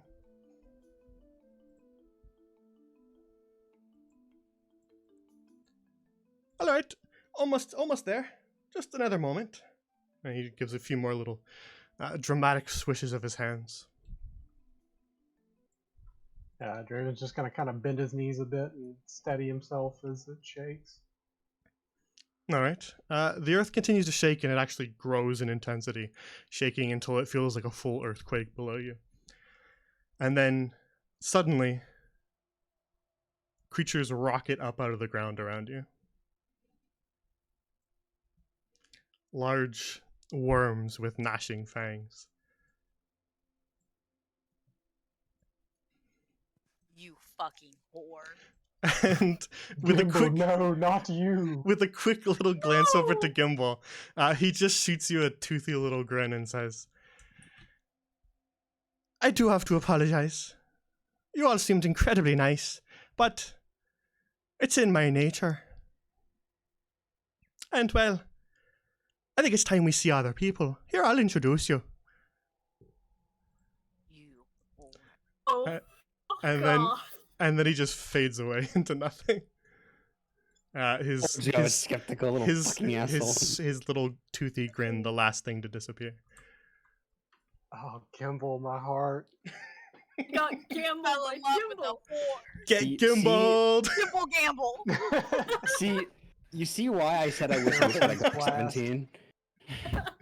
He would have just blasted Gibble before he could disappear. Oh man, Uh, that and one s- hurt. Not gonna lie. Trust in Gimble. and so the creatures shoot up out of the ground, gnashing their teeth at you from small little holes they burrowed out of these caterpillar-like worms with hair growing across their backs and gnashing teeth and legs. And that'll be an initiative roll. Freaking Come on, Gimbal. great. Oh god, Simple. Oh, simple. Spill just isn't concerned at those God. monsters here. She trusted Gimbal too much. He's like, oh, it's just part of the incantation. Yeah, he said he was going to Love that. introduce us to new friends. These must be the friends. The friends that made us roll initiative. Hello, I fight friends. better when my heart's broken. I can't believe it. We've been betrayed. He never taught me how to double jump. The only person Draven ever liked betrayed yeah, us. Draven opens his trust once and gets it crushed. You see why I am the way I am. Oh god. You know, I honestly, because since I haven't played D&D much, I had always heard that fairies were assholes, and I thought you were about to prove me wrong. But no, they are assholes. Oh no, they definitely are. I mean, under the assumption that he was telling the truth about being a fairy. What an asshole. Well, it's not. It's proven that he's an asshole. So Didn't look like also could any be a fairy fairy. I've ever seen. Fair. that's it. That's one thing I was about to say. He looked like a goblin.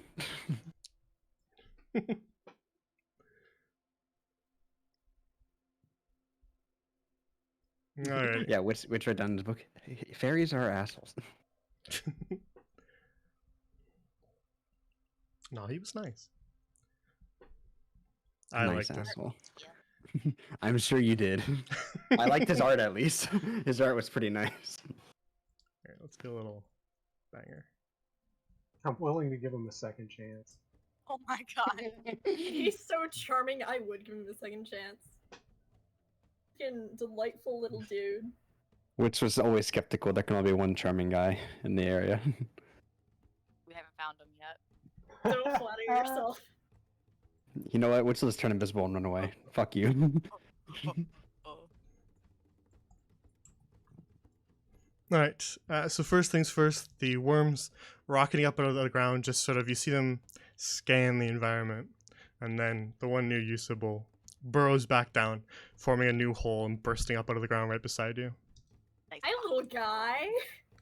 And with its gnashing teeth and razor sharp little teeth there, pincers, it's going to attempt to injure you. Oh, shit. That was a 15. What are you, a 13? I'm a 13, yeah. That's what I thought. Can't remember. I think Silversong has a bunch of 14s in it, so I always get you guys confused. Alrighty, that'll be a hit.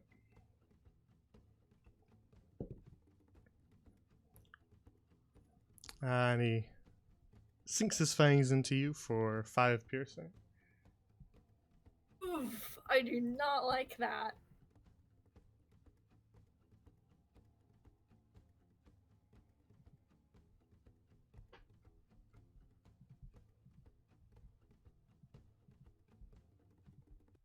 Alrighty. That'll be the end of his turn. Martos, the one near you, will do about the same thing it did with Sybil, burrowing back under and then rocketing up out of the ground next to you. And taking a swipe at you. And a 22 will hit you. Yeah.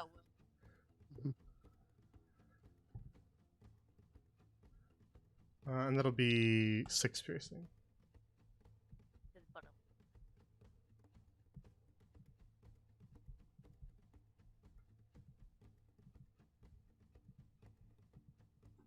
Alrighty. Next to act is Wits. Wits will pull out one of his daggers, and then with the other hand, he will cast bonus action Shadow Blade, Barrel. and he's going to yeet said Shadow Blade at this guy. So Alrighty. that is here. Roll the dagger one. Same thing. 19. Alright, that hits. And then the damage is this 9. Nice. Alright, your Shadow Blade sinks itself into the worm, piercing sort of the weaker underbelly.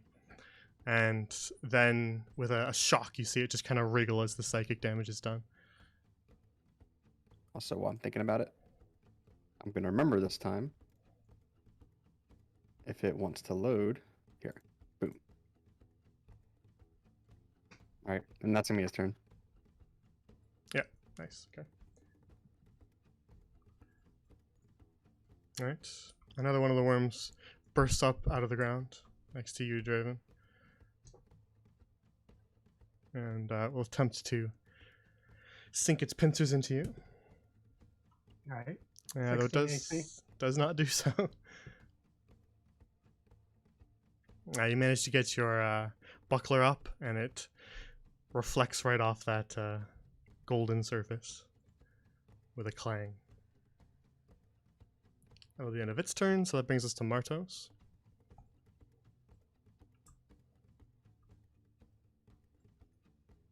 That's it. Not fucking my. Damn. A 6 will Mike. be insufficient, of course. Imagine this. So you swing at it, but don't manage to sink your axe into it and meet only dirt off to its side. Is there anything else you? Yeah, still arms are still tired from chopping the mushroom. That was a hard mushroom to chop. All of those things are like soft and squishy. It was. And Well, you laid on the top, not the trunk. is there anything else you want to do?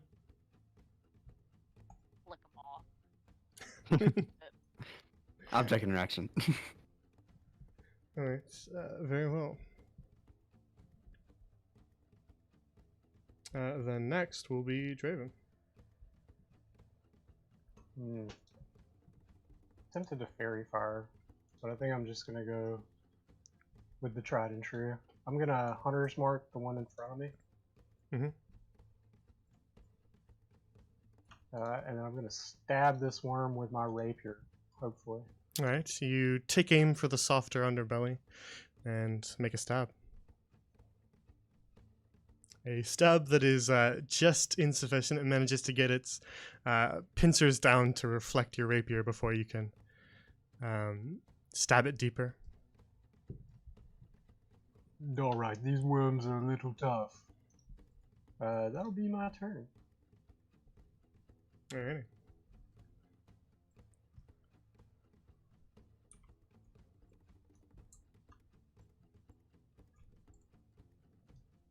And the next caterpillar will act, attempting to sink its pincers into Wits as they just sort of Rude. slowly surround you.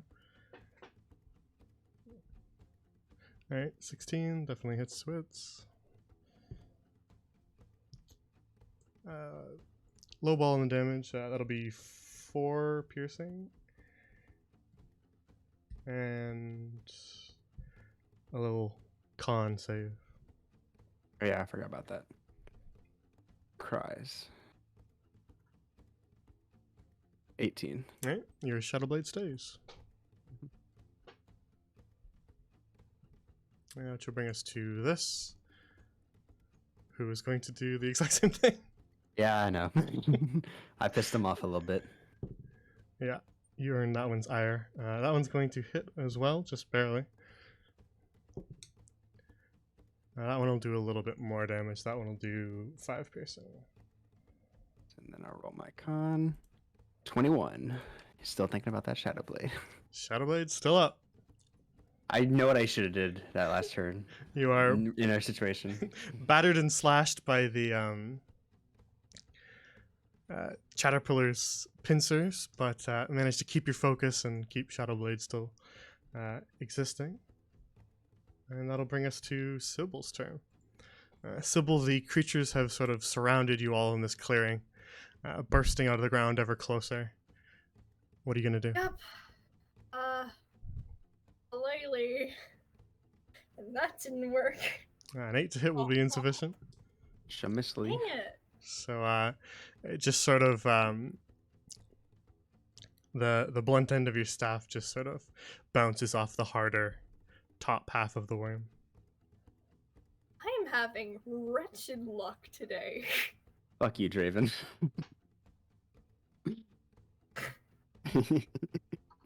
No. Yeah, that's the end of my turn. I don't think I have any more actions since Shillelagh's a bonus action. Damn, if I had catapult prepared, I would have darted one of these apples right at him and said, "You can fucking have it."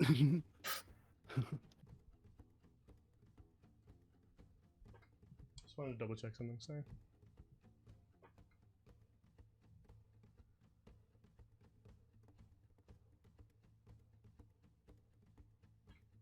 Alright.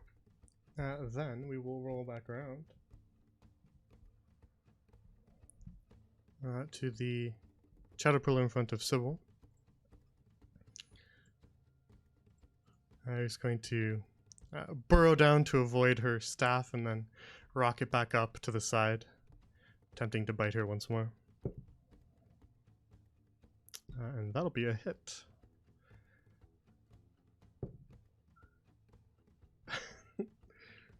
But it'll be 3 piercing. If she's gone, let me write that down, just so that she can remember. There we go.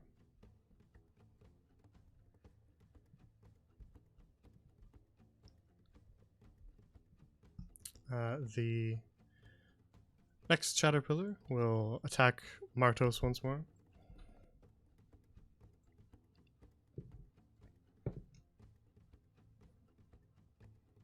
And it will hit you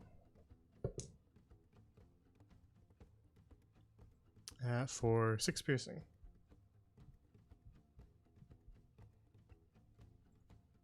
Which brings us to Witz's turn. Now, Witz, you are packed in the middle here, with friend and foe alike surrounding you. What are you going to do? Wits will bonus action to make the Shadow Blade appear at his hand once more. Very well. Then he's gonna swipe at this guy. Mhm. Let me open that. 12. That's probably not gonna hit. A 12 to hit will hit. Oh well. Oh, Yep, just barely. all right. Cast Park Front. 14 damage. Oof, nice. All right. You resummon your Shadow Blade to your hand and then stab it deep into the softer underbelly of this caterpillar here, and then just sort of yank down and just cut open a large part of it. And you see the psychic damage just sort of cause a big spasm across the whole worm as it just topples over with a large slice down its belly.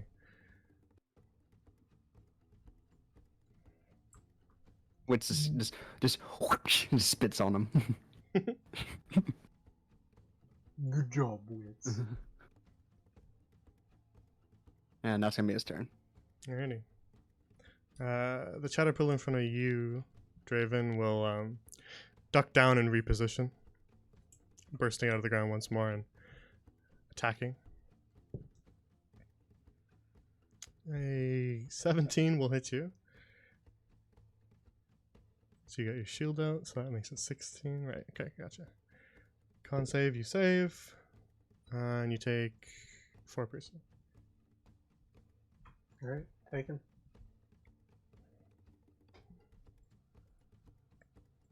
Alrighty. That brings us to Martos' turn.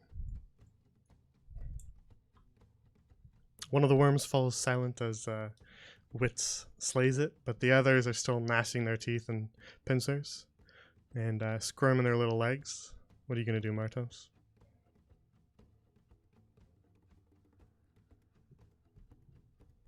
Going in a raid.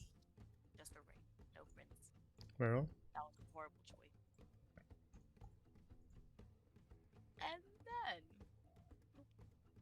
we try again. Woo! Oh, Alright. Yeah. Slash away at it with your hand axe.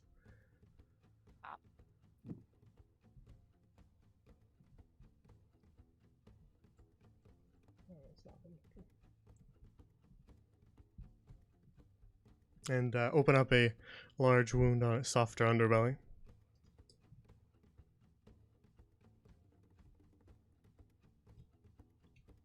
Anything else? That's all. And then we will move on to Draven's turn. It's bad boy. This time.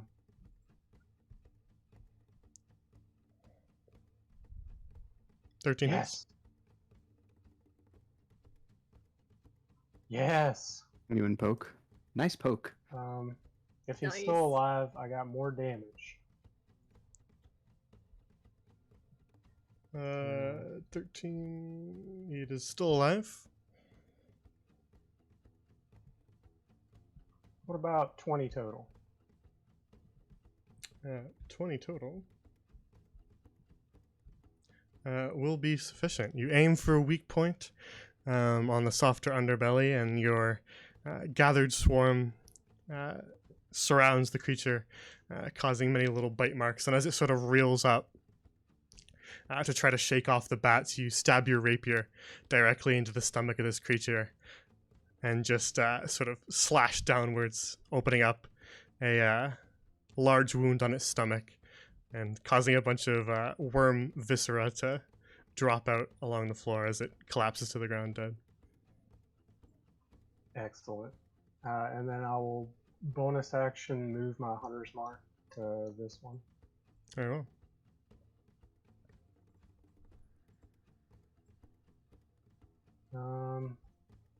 And that'll be my turn. I'll stay here. Very well.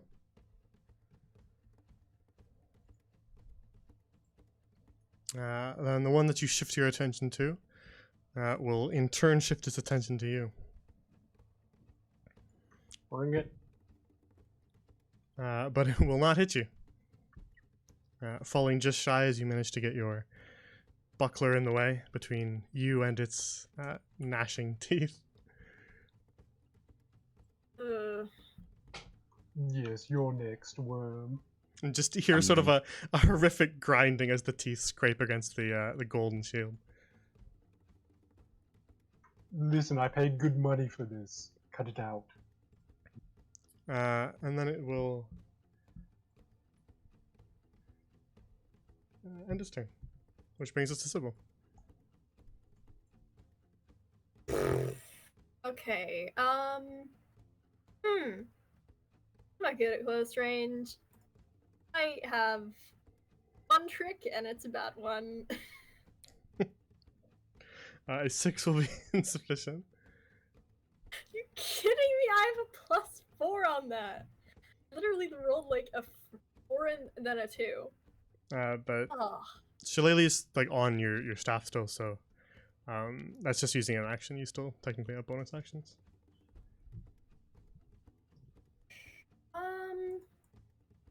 what do I have for bonus actions? Healing.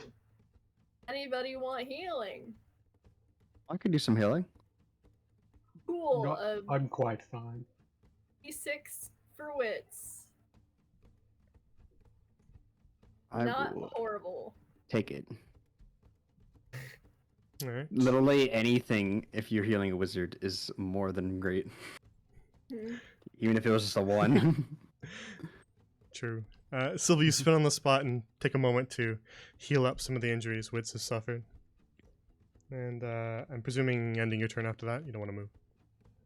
Yeah. I'd like to be farther away, but I'm pretty sure if I move away from this guy, I'm gonna get like attack of opportunity. Yeah, basically. He's gonna get one.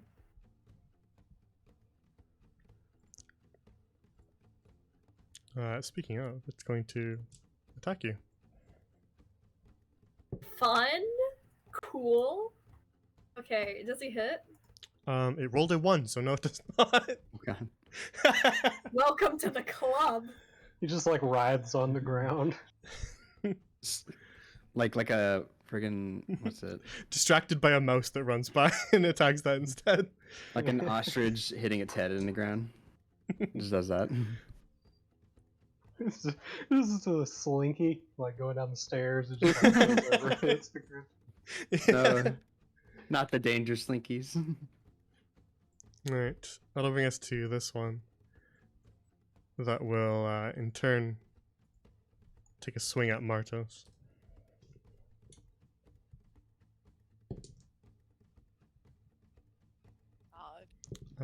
Dirty 20 will hit you. Please stop. That's 8 piercing cut in half to 4.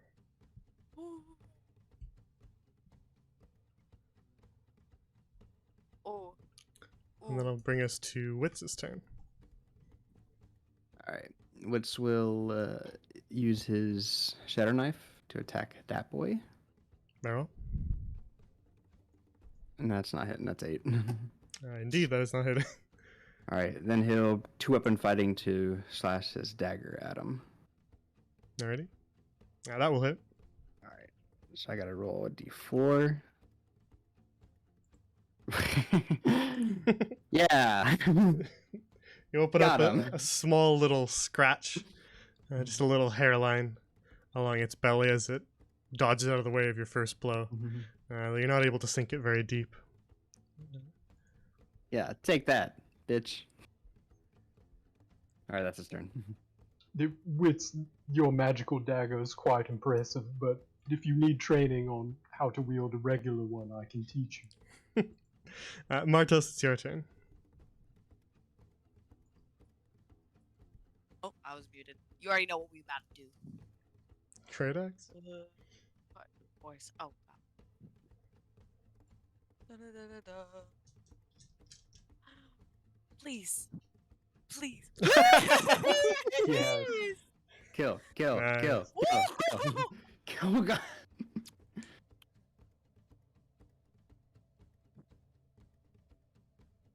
Alrighty. You're attacking this one, right? Yeah. Okay. Just making sure. You can like change your beyond 20 thing to add rage damage to whatever you're raging. I mean, it's easy to keep track of since it's just like an extra 2, but I don't know I'm gonna figure it out now. I think like on your character sheet, if you click the Beyond 20 button up there at the top by your character's name, there should be like if you click more options, should say something about rage since you're a barbarian. Tell me if you don't see it.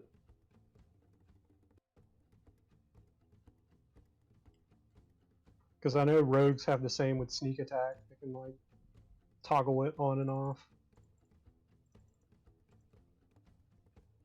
Not super important, just something I wanted to mention to you. I'm about to figure out later. I don't see it.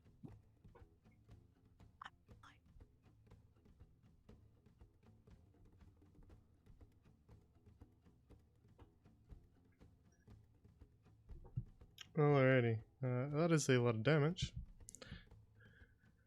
So Martos, you reel back and swing your great axe, managing to land a hit right along the soft underbelly, and just cleave this one right in half. As the worm splits into two parts, both squirming for a moment on the ground and oozing viscera everywhere. Fuck yes. Before falling still.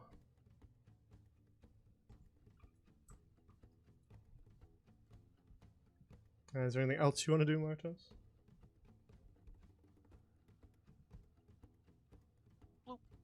Satisfied. Very well, then it's Draven's turn. Alright, I'm stabbing the marked one. Mm-hmm.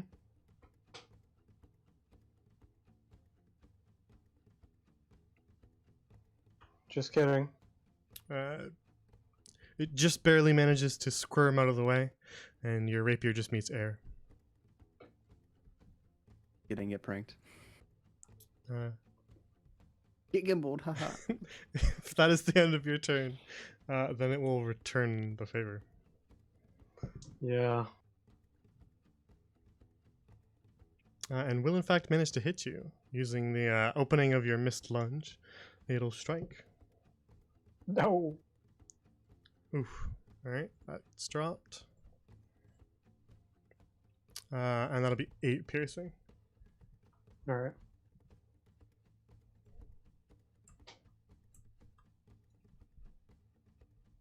Nice, Martos.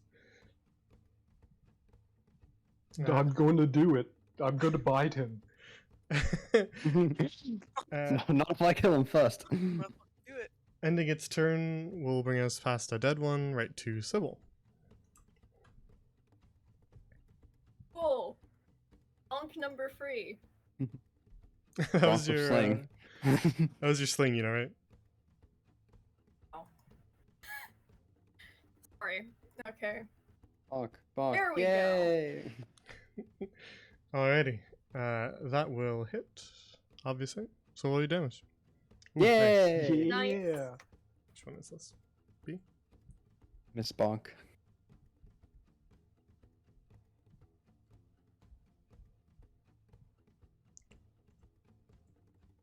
I kind of like that. Sybil's just like frustrated, missing her swings, and all of a sudden she just like comes out with a home run swing.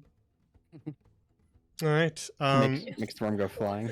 Then you smash your magically empowered staff straight into the front of this worm here and just clean break off one of its big pincers as you send it reeling. Now it looks injured. It's got a part of it that's just sort of caved in, but it's still alive. Brutal. I am done with this thing. It has got me a lot of trouble. Done with your turn as well? That's the end of my turn. Alright.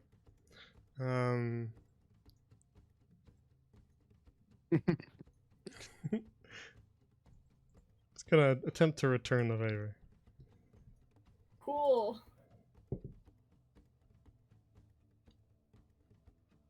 A 17 will hit you. And 4 piercing.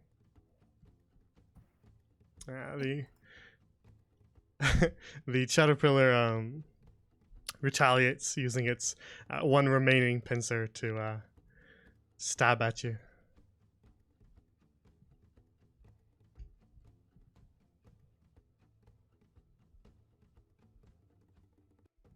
Which brings us to Witz's turn. Okay, we're gonna stab him again with the Shadow Blade. Very well. 16. I'll hit. Damn. 9. Oof.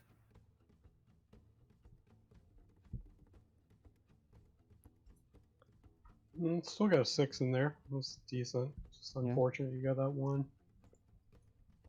It's funny, I think I did the same amount of damage than the first time I used it. Just didn't have a nat 1, so it didn't feel as bad.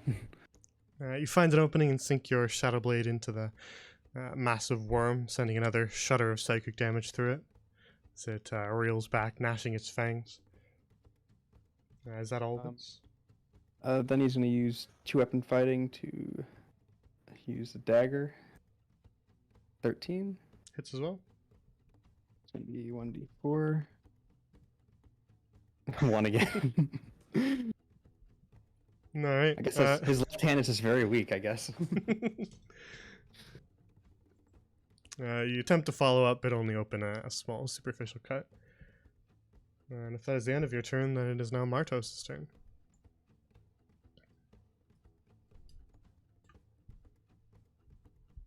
Ah. I will indeed hit. Woo! Yes. Alrighty. Yeah. 10 damage against that one. We'll open up a massive cut along its stomach and send worm juice across the dirt around you as that one Open too my mouth. collapses. Okay. You can get some, drink some worm blood if you really want to. Slurp. It lands. It lands. It's not. So, Okay. sort of Random a- dose of some Page warm out of blood. Draven's book. an odd, pale, sickly yellow color. I'm raging. Okay. Anything can happen. Alright, is that all then, Martos?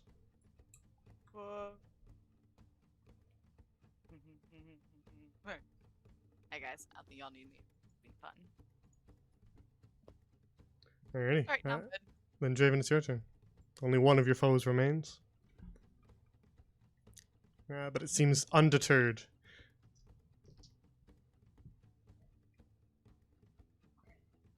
Let's see how you taste. That'll definitely hit. Tastes fucking disgusting. Oh yeah, you killed him. Good job. Nice. Alright. As this one kind of spins as Martos runs around it, it faces her, and you use that opportunity to bite down hard on its softer underbelly and just tear a chunk out. And the creature falls to the ground dead. Draven, you go. Draven chews and swallows.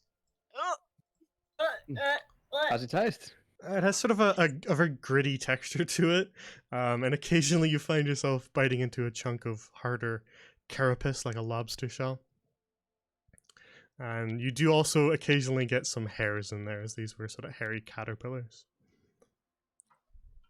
Well, As for the actual taste, it has sort of a bitter crab-like taste. do you like seafood? Seafood's pretty good. Yes, you might like worm. It's got a bit of a texture to it, but it's all right. I may just take your word for it. Draven's gonna just take out his dagger and carve up some worm for later. Very well. Yeah. Woods will just throw his Shadow Blade into this one and then snap his fingers and make it disappear. Very well. Draven, as you're carving up this worm, you just sort of do like a long cut along its stomach to open up and try to get access to the meat. And as you sort of cut it open, a small little creature tumbles out, I'm sorry, what? coughing and spluttering. New friend. New friend. Friend? Excuse me? A friend got us in this situation. What? My life? Looks like it. We think so. I suppose. The creature is quite tiny, basically the size of Barry on your shoulder, Sobel. Though she does look humanoid, though she has kind of pointed ears and wings that spread out of her back. But one of the wings is bent at a rather odd angle. Oh no. Rat. And she just kind of sits there for a moment, wiping caterpillar viscera off of her and out of her eyes, and then just kind of blinking and squinting, looks around. Who are you for? We're travelers who just got scammed. I think. Yeah, do you know that bloke Gimbal? Gimbal? Fucking Gimbal. Gimbal. Fucking Gimbal. The blue fella? Yep. Yeah, that Yeah. bloke. Yeah, that's what got me into this mess in the first place. I Told me- forgot that's this mess. Told me he knew a shortcut. And What first asshole. I didn't believe him because I'm well versed in these forests. But then he started to duck down a path I hadn't headed, and started to believe him. And then suddenly something shot up out of the ground and swallowed me right up. Listen, that's all hearsay. Gimbal's a good fellow, I just know it. Gimbal did the same thing to us. He told us he was going to take us to Upper Loft, was it? Yeah, and then he brought us to his house Yeah, his And quote-unquote surrounded house. with these. I don't see any house around here. You said you were going to Upper Loft. Yep. She just kind of looks conflicted for a moment and says, I was headed there too. Oh, do Yeah. you know the way? Yeah, of course I know the way.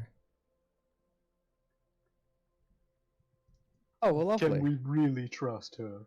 I mean, look at her. She came out of my food. Boy, she's hurt. Look at her. Look at her little wing.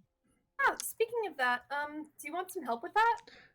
She tries to kind of flap her wings, just sort of flutter them slightly, and the one that's bent doesn't really move very much. It just kind of shivers, and she just sort of, you see a little wince of pain across her face, and ow, damn it. What do you mean? What are you gonna do? I'm a healer. I could help you with that. Really? Suppose.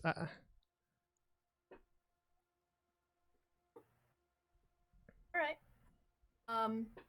Could I cast Cure Wounds on you then, if it's alright? All right. Alright, so. I'm Holly, by the way. Holly, nice to meet you. I'm Sybil. I am Draven. Fuck you, Draven. Sorry to talk over you. The name's Wits. Well, it's nice to meet you all. I would have been caterpillar food if you hadn't showed up. Yeah, speaking of those rancid caterpillars, let's get you cleaned up. Wits will cast prestidigitation to essentially, because she's pretty small, right? Yeah, she's tiny.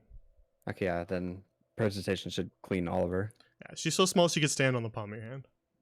Okay. Bet y'all want to eat some food, Draven. We would have never found this bitch. This young Yes, lady. well, it's a good thing I cut the worm open and didn't just, Yeah. you know. You keep cutting things open, man. Well, that first bite could have been risky, you know. I didn't want to just keep biting in. You use prestidigitation to clean her off, Wits, and she just kind of looks around. Wow, that's handy magic. Yes, I would say best magic in the area, but clearly I've been outranked. Sybil, are you healing her? Oh, yeah, Gotcha. I got 9. Or 9. You see, as you kind of gently touch her wing and channel your healing magic through it, you see it sort of slowly straighten itself again. And she winces slightly as it does so, but then once it's a little straighter, she flaps it and it moves, but she says, still hurts a little bit. And she kind of attempts to fly for a moment and just kind of gets only about a foot off the ground before she just kind of floats gently back down. Ow. Don't imagine I'll be doing any flying today. Do you want? Well, Thank you for sorry, fixing Draven. it, though. well, I was going to say I could, use my bats to kind of carry her around while we travel. Unless you had another idea. She can just Oh, on that's- one of our shoulders.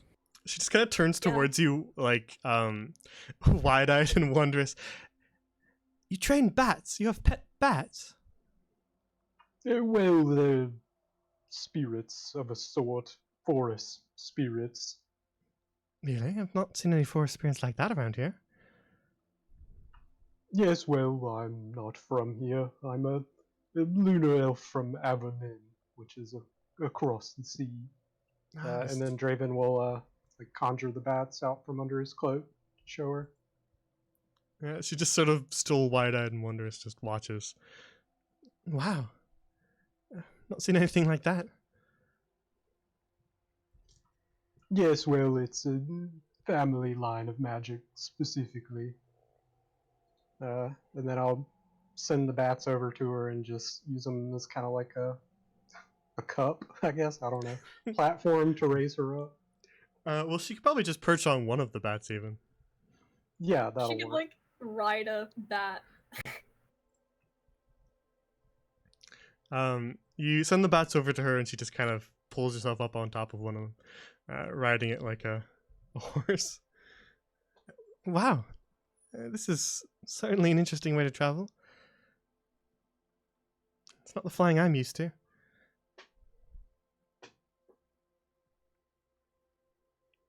Well, you look Indeed. cool as shit, though. Is it okay to cuss in front Yep. of a fairy? I feel dirty cussing in front of a fairy. Is What about Barry? it okay to cuss in front of a fairy? No, she withers up and she dies as soon as you cuss. Oh shit! I knew it. Well, She implodes. Upper Loft should be, perhaps another day or so travel if we're walking. But I know the way. I can lead you there. Right. Thank you. Listen, I've heard that line before. Yet you still trust Gimbal. Gimble's a good boy. Excuse me? You still trust Gimble, but you don't trust her? Well, just saying, just look at her. And think of Gimble, how trustworthy he looked. He looked evil. We should have known. You just like Gimble this double looks jump. so evil. It's true. The double jump was amazing. And this fairy can't even fly. No offense, Holly. Can't find it. Just ignore him, Holly. He doesn't know anything about people. Usually I can fly. It's just having a bad day. Making her feel worse, Draven. Good job. It's just, I miss Gimble. Alright, Fuck let's Gimble. I don't want to Well, you sour the and mood Gimble any could have further. some quality time together when we see him again. Damn, Draven just likes toxic relationships. Yeah, he does. Get help. You need to talk, Draven. Perhaps sometime. You need a magic therapist. Listen, I've been through a lot. There's this way, Holly. Yeah, sort of northeastish. Alright. You lead. I'll just make the bats fly along with whatever direction she's wanting to go. Yeah, she's got one of her hands on each of the bat's ears and just sort of uses those to direct it left and right as it flutters around. Nice. Damn, the bats come with controls and everything. Martos, are you It's going like- too? Freaking Ratatouille. Yep. forgetting I have to. I keep forgetting I exist in this world. I gotta go places. All right. Then, with Holly sort of leading you along, you begin to travel a little further into the Spritling's copse. Don't see any more blue lights as you travel. And instead, Holly just seems to operate almost purely on instinct, just taking different directions from time to time at seemingly no signal that you guys can recognize. And she'll pause for a moment, just kind of spinning little circles in the air with the bat. And then, after a moment's deliberation, say, "Yeah, just this way."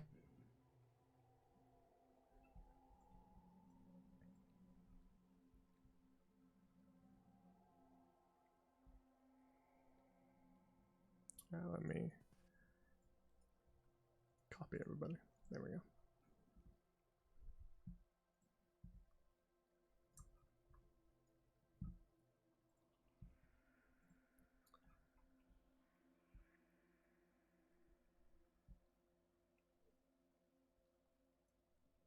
And slowly but surely, she begins to lead you through Spritling's copse.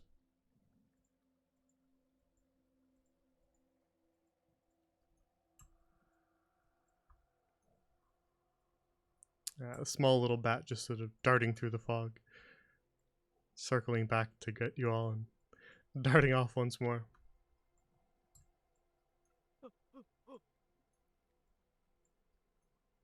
Still got dirt.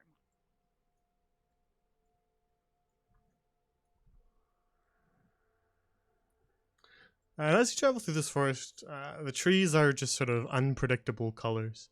And even the fog itself has sort of small little many-colored sparkles throughout it. You sort of have a very unearthly feel as you wander through this forest. It doesn't feel like anywhere you've ever been before.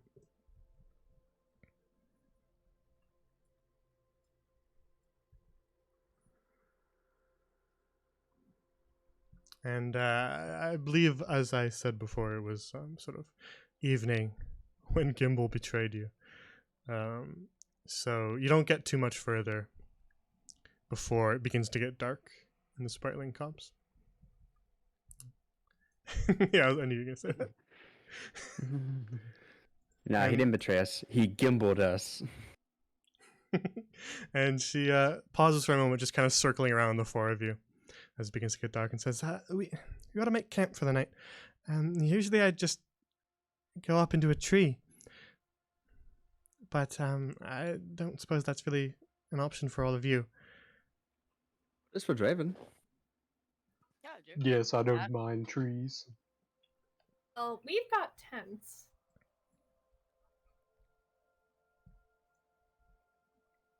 Yes, you're welcome to join one of the tents, or I can place you in a tree with the bats. Whatever you prefer. I think I prefer the tents. Well, I've never slept in a tent before. I suppose I should take the opportunity.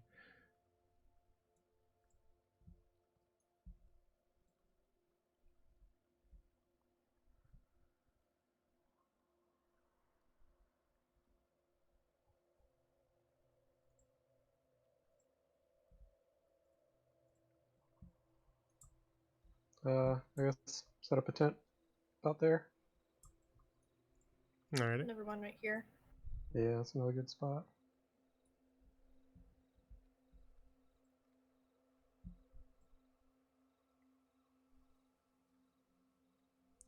Just give me a sec to grab your tents.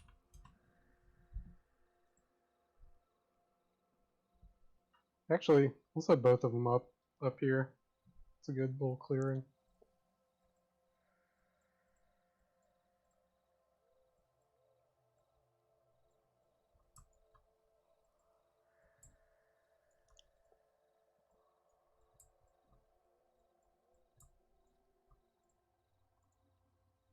There we go.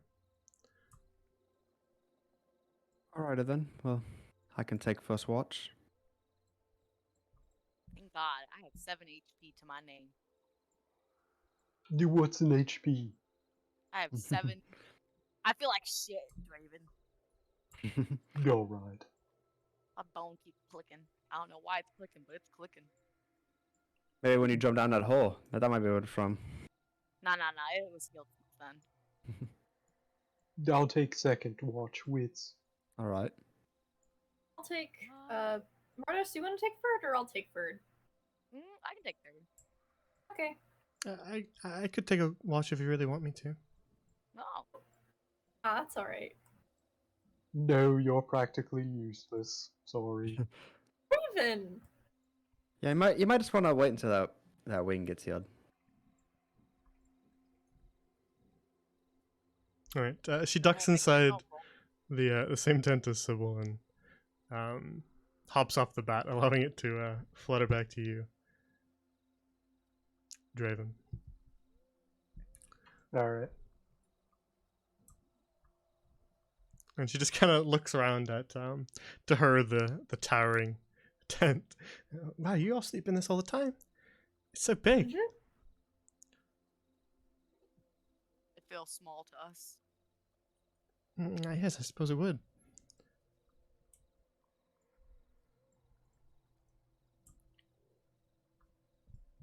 All right. Nighttime. Go ahead. Also light a torch and stake it next to him so you can see. Very well.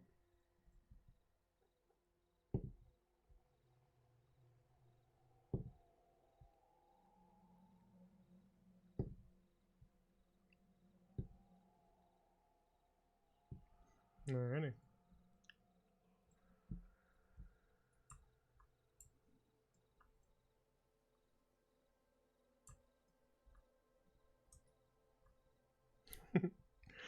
Then What's Your Watch passes peacefully.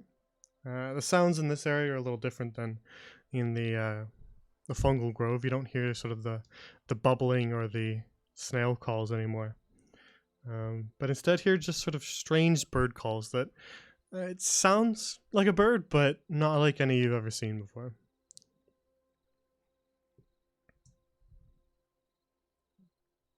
So when he gets here, he'll put out his torch. Oi, Draven. Yes. Oi, it's your turn to watch. All right. What's Anything that? weird? The birds sound kind of weird, but other than that, not really. All right. I'll keep an eye out for weird birds.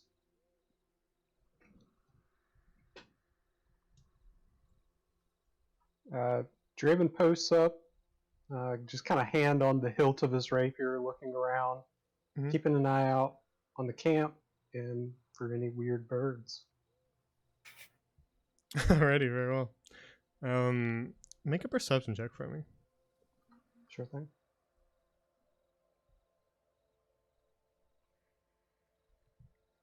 15. All right. As it gets quite dark in the Spartling Copse, and you just kind of stand sort of in this little clearing and swivel from time to time to look for anything moving off in the darkness. You see just two little yellow lights, and you sort of freeze for a second as you notice them. And then as you stare out at them, the two little lights blink. How far apart are they set? Like, Relatively close together. okay. It's not as bad. I'm just gonna keep an eye on them.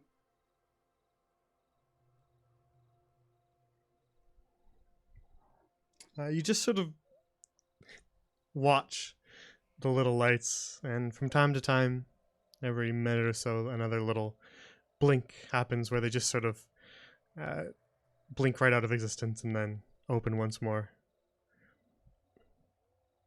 And Do then they look like? Oh, sorry. Go ahead. you can ask your question. I was just gonna ask if they look like they're remaining like in the same spot or if they're moving around. They're not moving around, but they do sort of bob slightly in the air. Small little motion. Okay. And then after about maybe 3-4 minutes of just kind of careful watching, they blink once more and this time don't come back.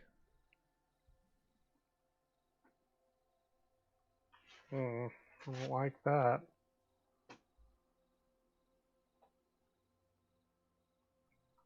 Do I hear any sounds like coming from that direction? Like any rustling or? You can make a perception. Yeah.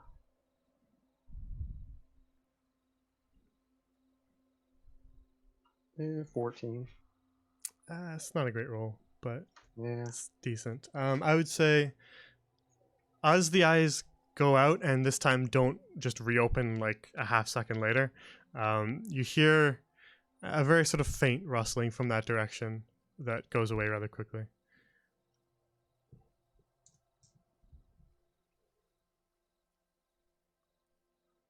All right. Well, I'm not wandering off on my own, so I'm just gonna chill here and make sure that whatever that is doesn't come over here to mess with us. For the rest of my watch, I suppose. Very well. You keep your eye out for more of those lights as you spend the rest of your watch, but you don't see any. It's just darkness around you. All right. Well, I forgot who was next.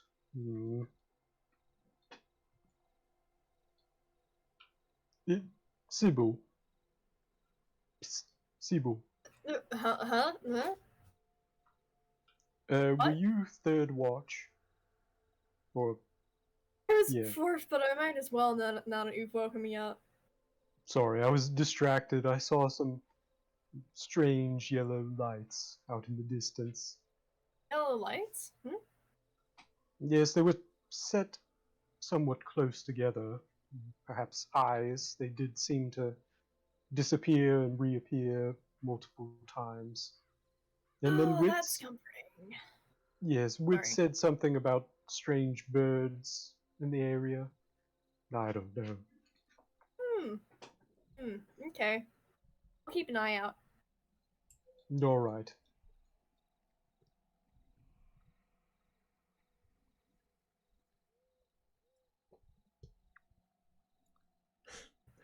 Sybil stands in the center with her staff ready, I suppose. All right.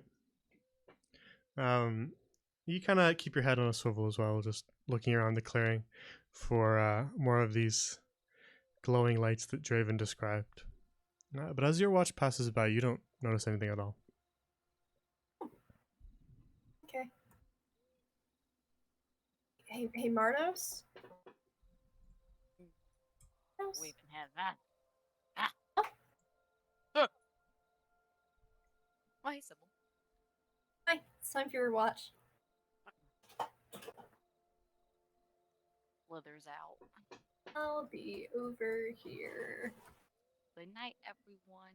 But yeah, Draven saw, like, eyes or something, What? and Wits heard birds. So, What? Birds and and eyes. I will keep a lookout for Good birds. watch. Wait, it's fucking nighttime. Why the fuck are they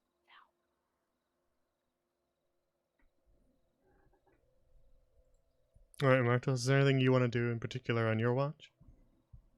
I'll make bird noises. You do from time to time hear strange bird calls out in the distance. They do sound quite far away. Oh, You can attempt to mimic them if you want to. I'm gonna mimic them. Make a performance roll for me then. Oh, oh no. Woo! You do your best to mimic them, but these strange, very alien bird calls are a little bit hard to mimic with your orcish vocal cords. Listen, I'm also trying to be quiet, okay? I don't want to wake up my friends. Fair enough. I'm trying my best here. You don't manage to mimic them quite right. But the rest of your watch, other than the the din of cawing that you create is peaceful and quiet.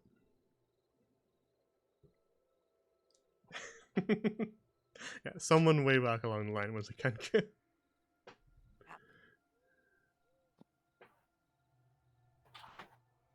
Well, do I see sunrise yet? Eventually, you do. As I lay on the dawn ground now. begins in the Spriteling Copse. And as the sun kind of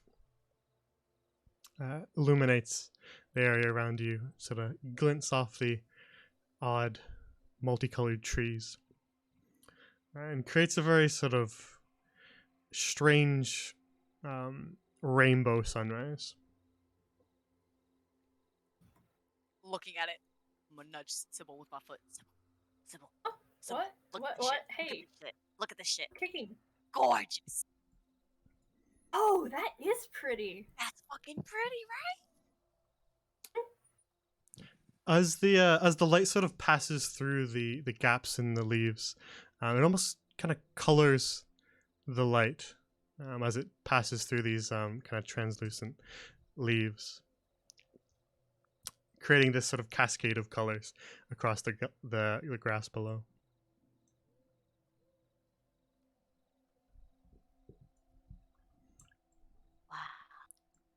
And Oh. an aurora borealis this time of the day in this part of the world. This is God fucking damn it.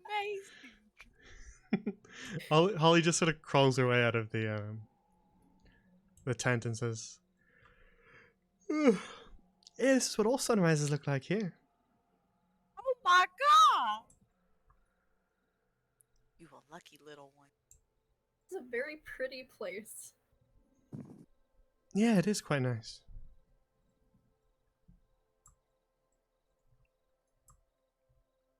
I guess we should probably wake Wits up. I'm gonna keep staring at the sunrise. I was trying to make a snore, but my mic wasn't picking it up. Wits. Huh.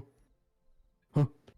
There's a very interesting sunrise if you want to see it. Also, everybody is up, so. Oh. Oh, okay. Oh, yeah, it's quite pretty. Is someone go wake up Draven? No, I'm awake. Oh! Oh, hey Draven. Do you see this shit? How bright is it? Like as bright as like the sun? It's not sort of the direct sun beating down on you because it's still just sort of rising, and the trees block a lot of it. So it's more like kind of scattered refracted light rather than the actual sun. But once the sun gets a little higher, it'll just be the normal sun. So it's just like an effect of the area? Or sorry, Yeah. I'm just trying to. Sort of the leaves of the trees, when the light passes through them, they're sort of you can kind of see through them a little bit, right? And because all the leaves are multicolored, it sort of refracts the light in a bunch of different colors. Oh, okay. And so that light that makes it through the trees just sort of cascades across anything that it hits, giving off sort of this rainbow effect from all the different colors of leaves. Yes, it's quite interesting. I've never seen anything like it in my travels. Where I come from, everything's fucking ugly. This is amazing.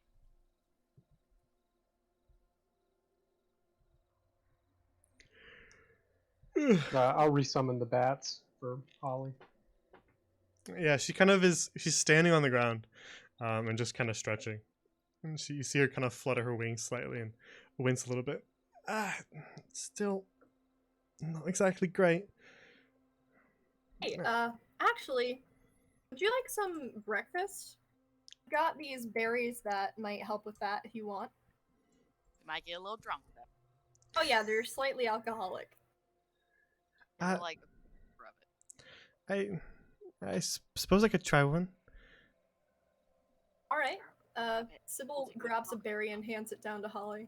Oh god. I'm kind of interested to see what'll happen. She seems like a lightweight.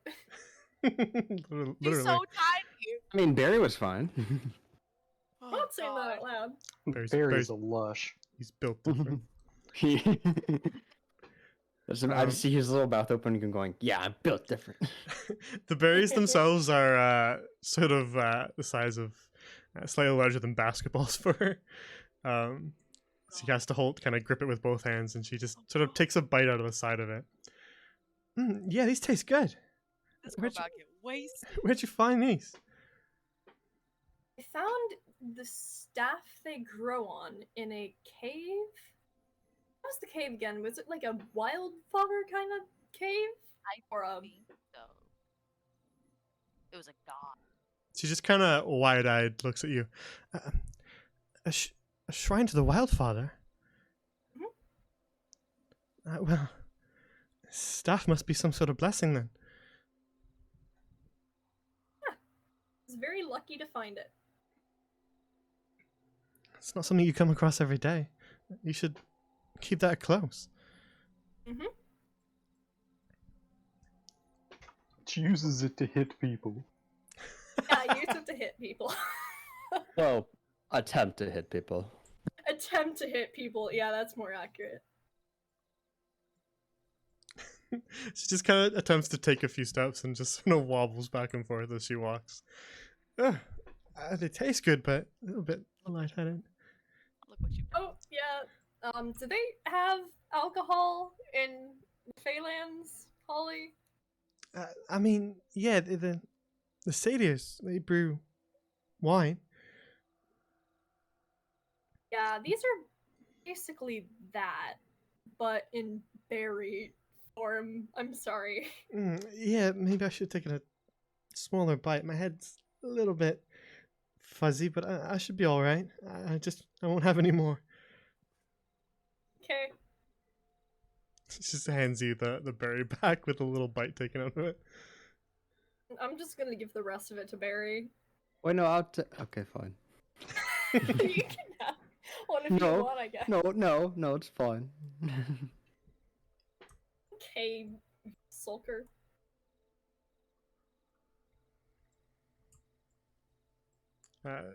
She will hop up on a bat if you conjure one for her. Yes, I will. I'll conjure them up. All right, drinking and driving. Let's go. Don't try this at home, kids. No drinking and riding. Just smashes into a tree. God. She runs into another bat and has to get its insurance now. Yeah. Listen, you fly responsibly, or I'll dispel those bats. I think I'll be all right.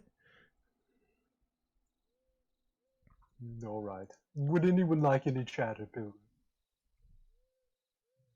You can have that to yourself, Shraven. You're great on. You said it tastes like seafood. I'll take a bite. Woohoo! Get it All wet. right. Braver than the troops. this has not been cooked or anything, so Jerry just hand over the Uh, raw caterpillar. Witz is first gonna take a sniff of it, and then Smells he is- rather putrid, Wits. he's gonna he's gonna attempt using presentation, try to warm up the little bite of it. I stick the raw chicken in the microwave for a single second. It's slightly warmer now, but it's not going to change the putrid scent it gives off. Might even make it worse. All right, fine. Then he'll use presentation to make it not smell bad anymore. The magical spell we call covering your nose. There, it doesn't smell bad. It can't be bad. Which will take a bite. All right. It does have that very gritty, unpleasant, kind of stringy texture to it. And it has quite a bitter taste as well. With the mouthful of caterpillar. You can take the rest back. He just hands back the parts he didn't eat, which is all of it but one bite.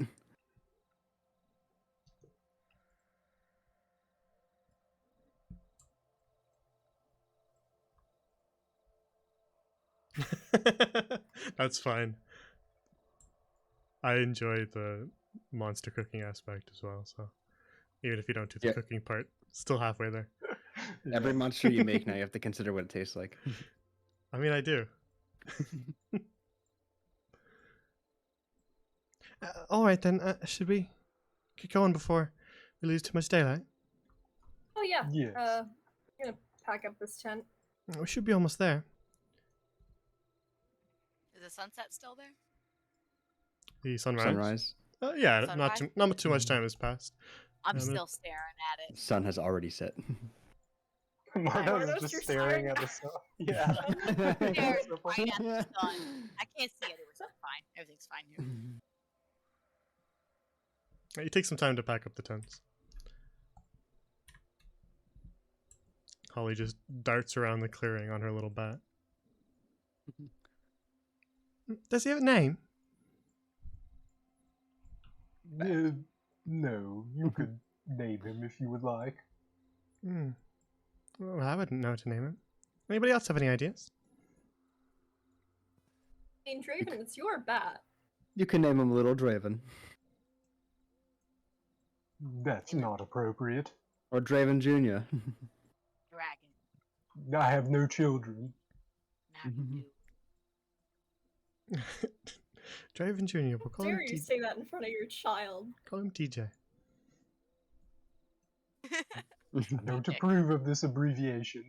Well, you can pick a better name if you want. You can just call him Junior. All right. DJ. I've been referring to them as Bat 1 and Bat 2 and Bat 3. Oh yeah. You're poor Which people. which one is Bat 47? Tell me right now. Which one's this one? Dude, that's a trick question. I don't have 47 bats. That one is... hang on 1 second. Just a moment. You have like IDs for each bat. You're matching out the picture with the face.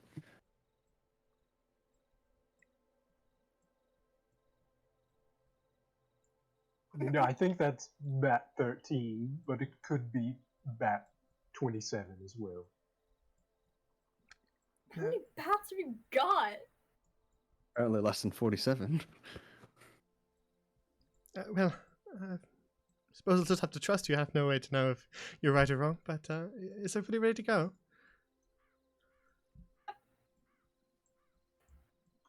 Yes.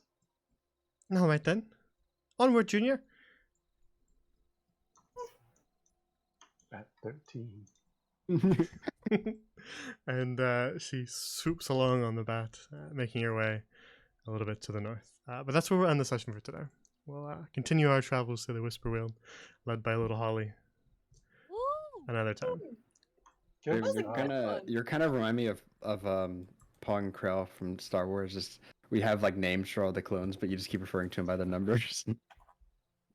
Yeah, I mean, Draven's got the just kind of like perspective of their tools for him to use, so that's why he's not named any of them. Let's call him CT0013.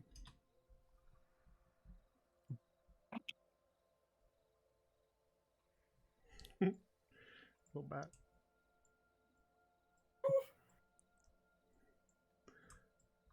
Ah, yes, 13.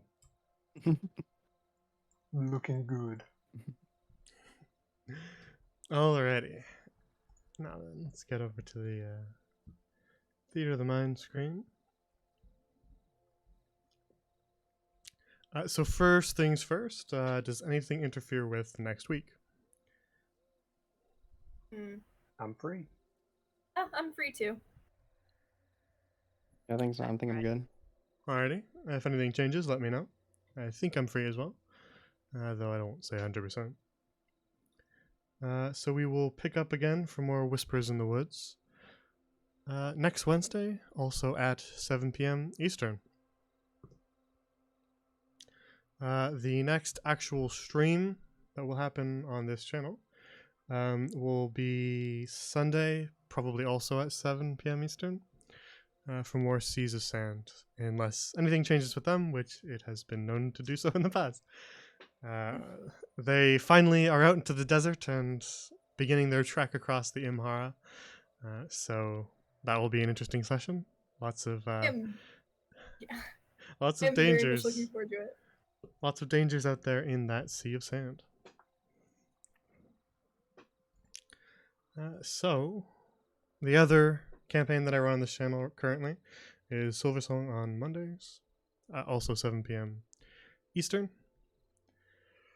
They're making their way through Sunnyside, a little peaceful grasslands, kind of hilly grassland, on their way to the big city of Glory Bell, to the south of Middlemere. So that should be interesting. No, I don't think there's any spiders in the desert. I haven't made any yet. Ah, they're lucky. We can add them, but I think Yeah, you gotta. my What is it like? The Middle East that has those gigantic like camel spiders or something. Yeah, just throw a few of those in there. For Yeah, us. just throw those in. Maybe we'll do it Not- eventually on a different desert campaign, but my spiders are still on cooldown, I think. Well, yeah, it doesn't even have to be ones that they'd fight, just ones that sneak in their tent. They ride. Yeah. We'll put some thought into it. We'll see. But yeah. So if you ever miss a session and want to catch up, maybe you missed part of this one, maybe you want to go back and see what happened earlier, maybe you want to watch a campaign that's already ended, then you can check out the archive, where I upload all the VODs. So check that out. If it's not up here on Twitch, after 15 days it'll go there. If you want to learn more about the world, with all of the campaigns on my channel taking place in the same living world called the Grand Lorien, you can check out the World Anvil, sort of like a wiki where you can learn more about factions, deities, characters, places, all sorts of stuff. This particular campaign takes place in Kael Taihera, home of the elves. In particular, now they're in the Whisperweald, which is sort of a forest to the center of the continent. If you want to read a little bit more about this general area in regards to updates, if you want to know if I'm changing anything, any times, or any dates, you can follow my Twitter or join the Discord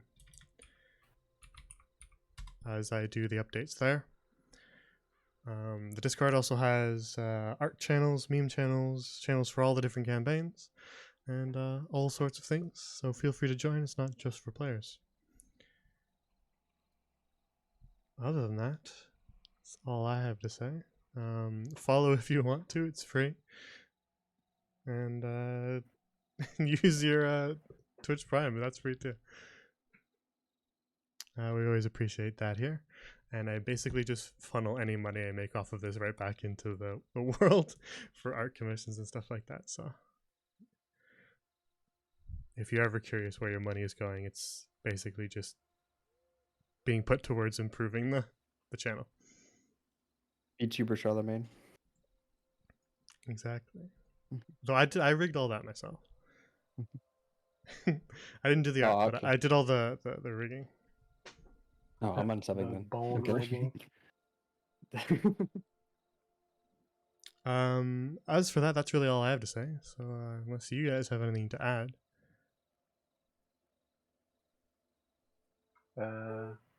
Just Just cheese. that everyone should have a good night. And do drugs. Like, Alrighty. Amen. Then have a good night, everybody, and I will see some of you for Seas of Sand. But if you're only here for Whispers, then see you next Wednesday. And have a good night. Bye.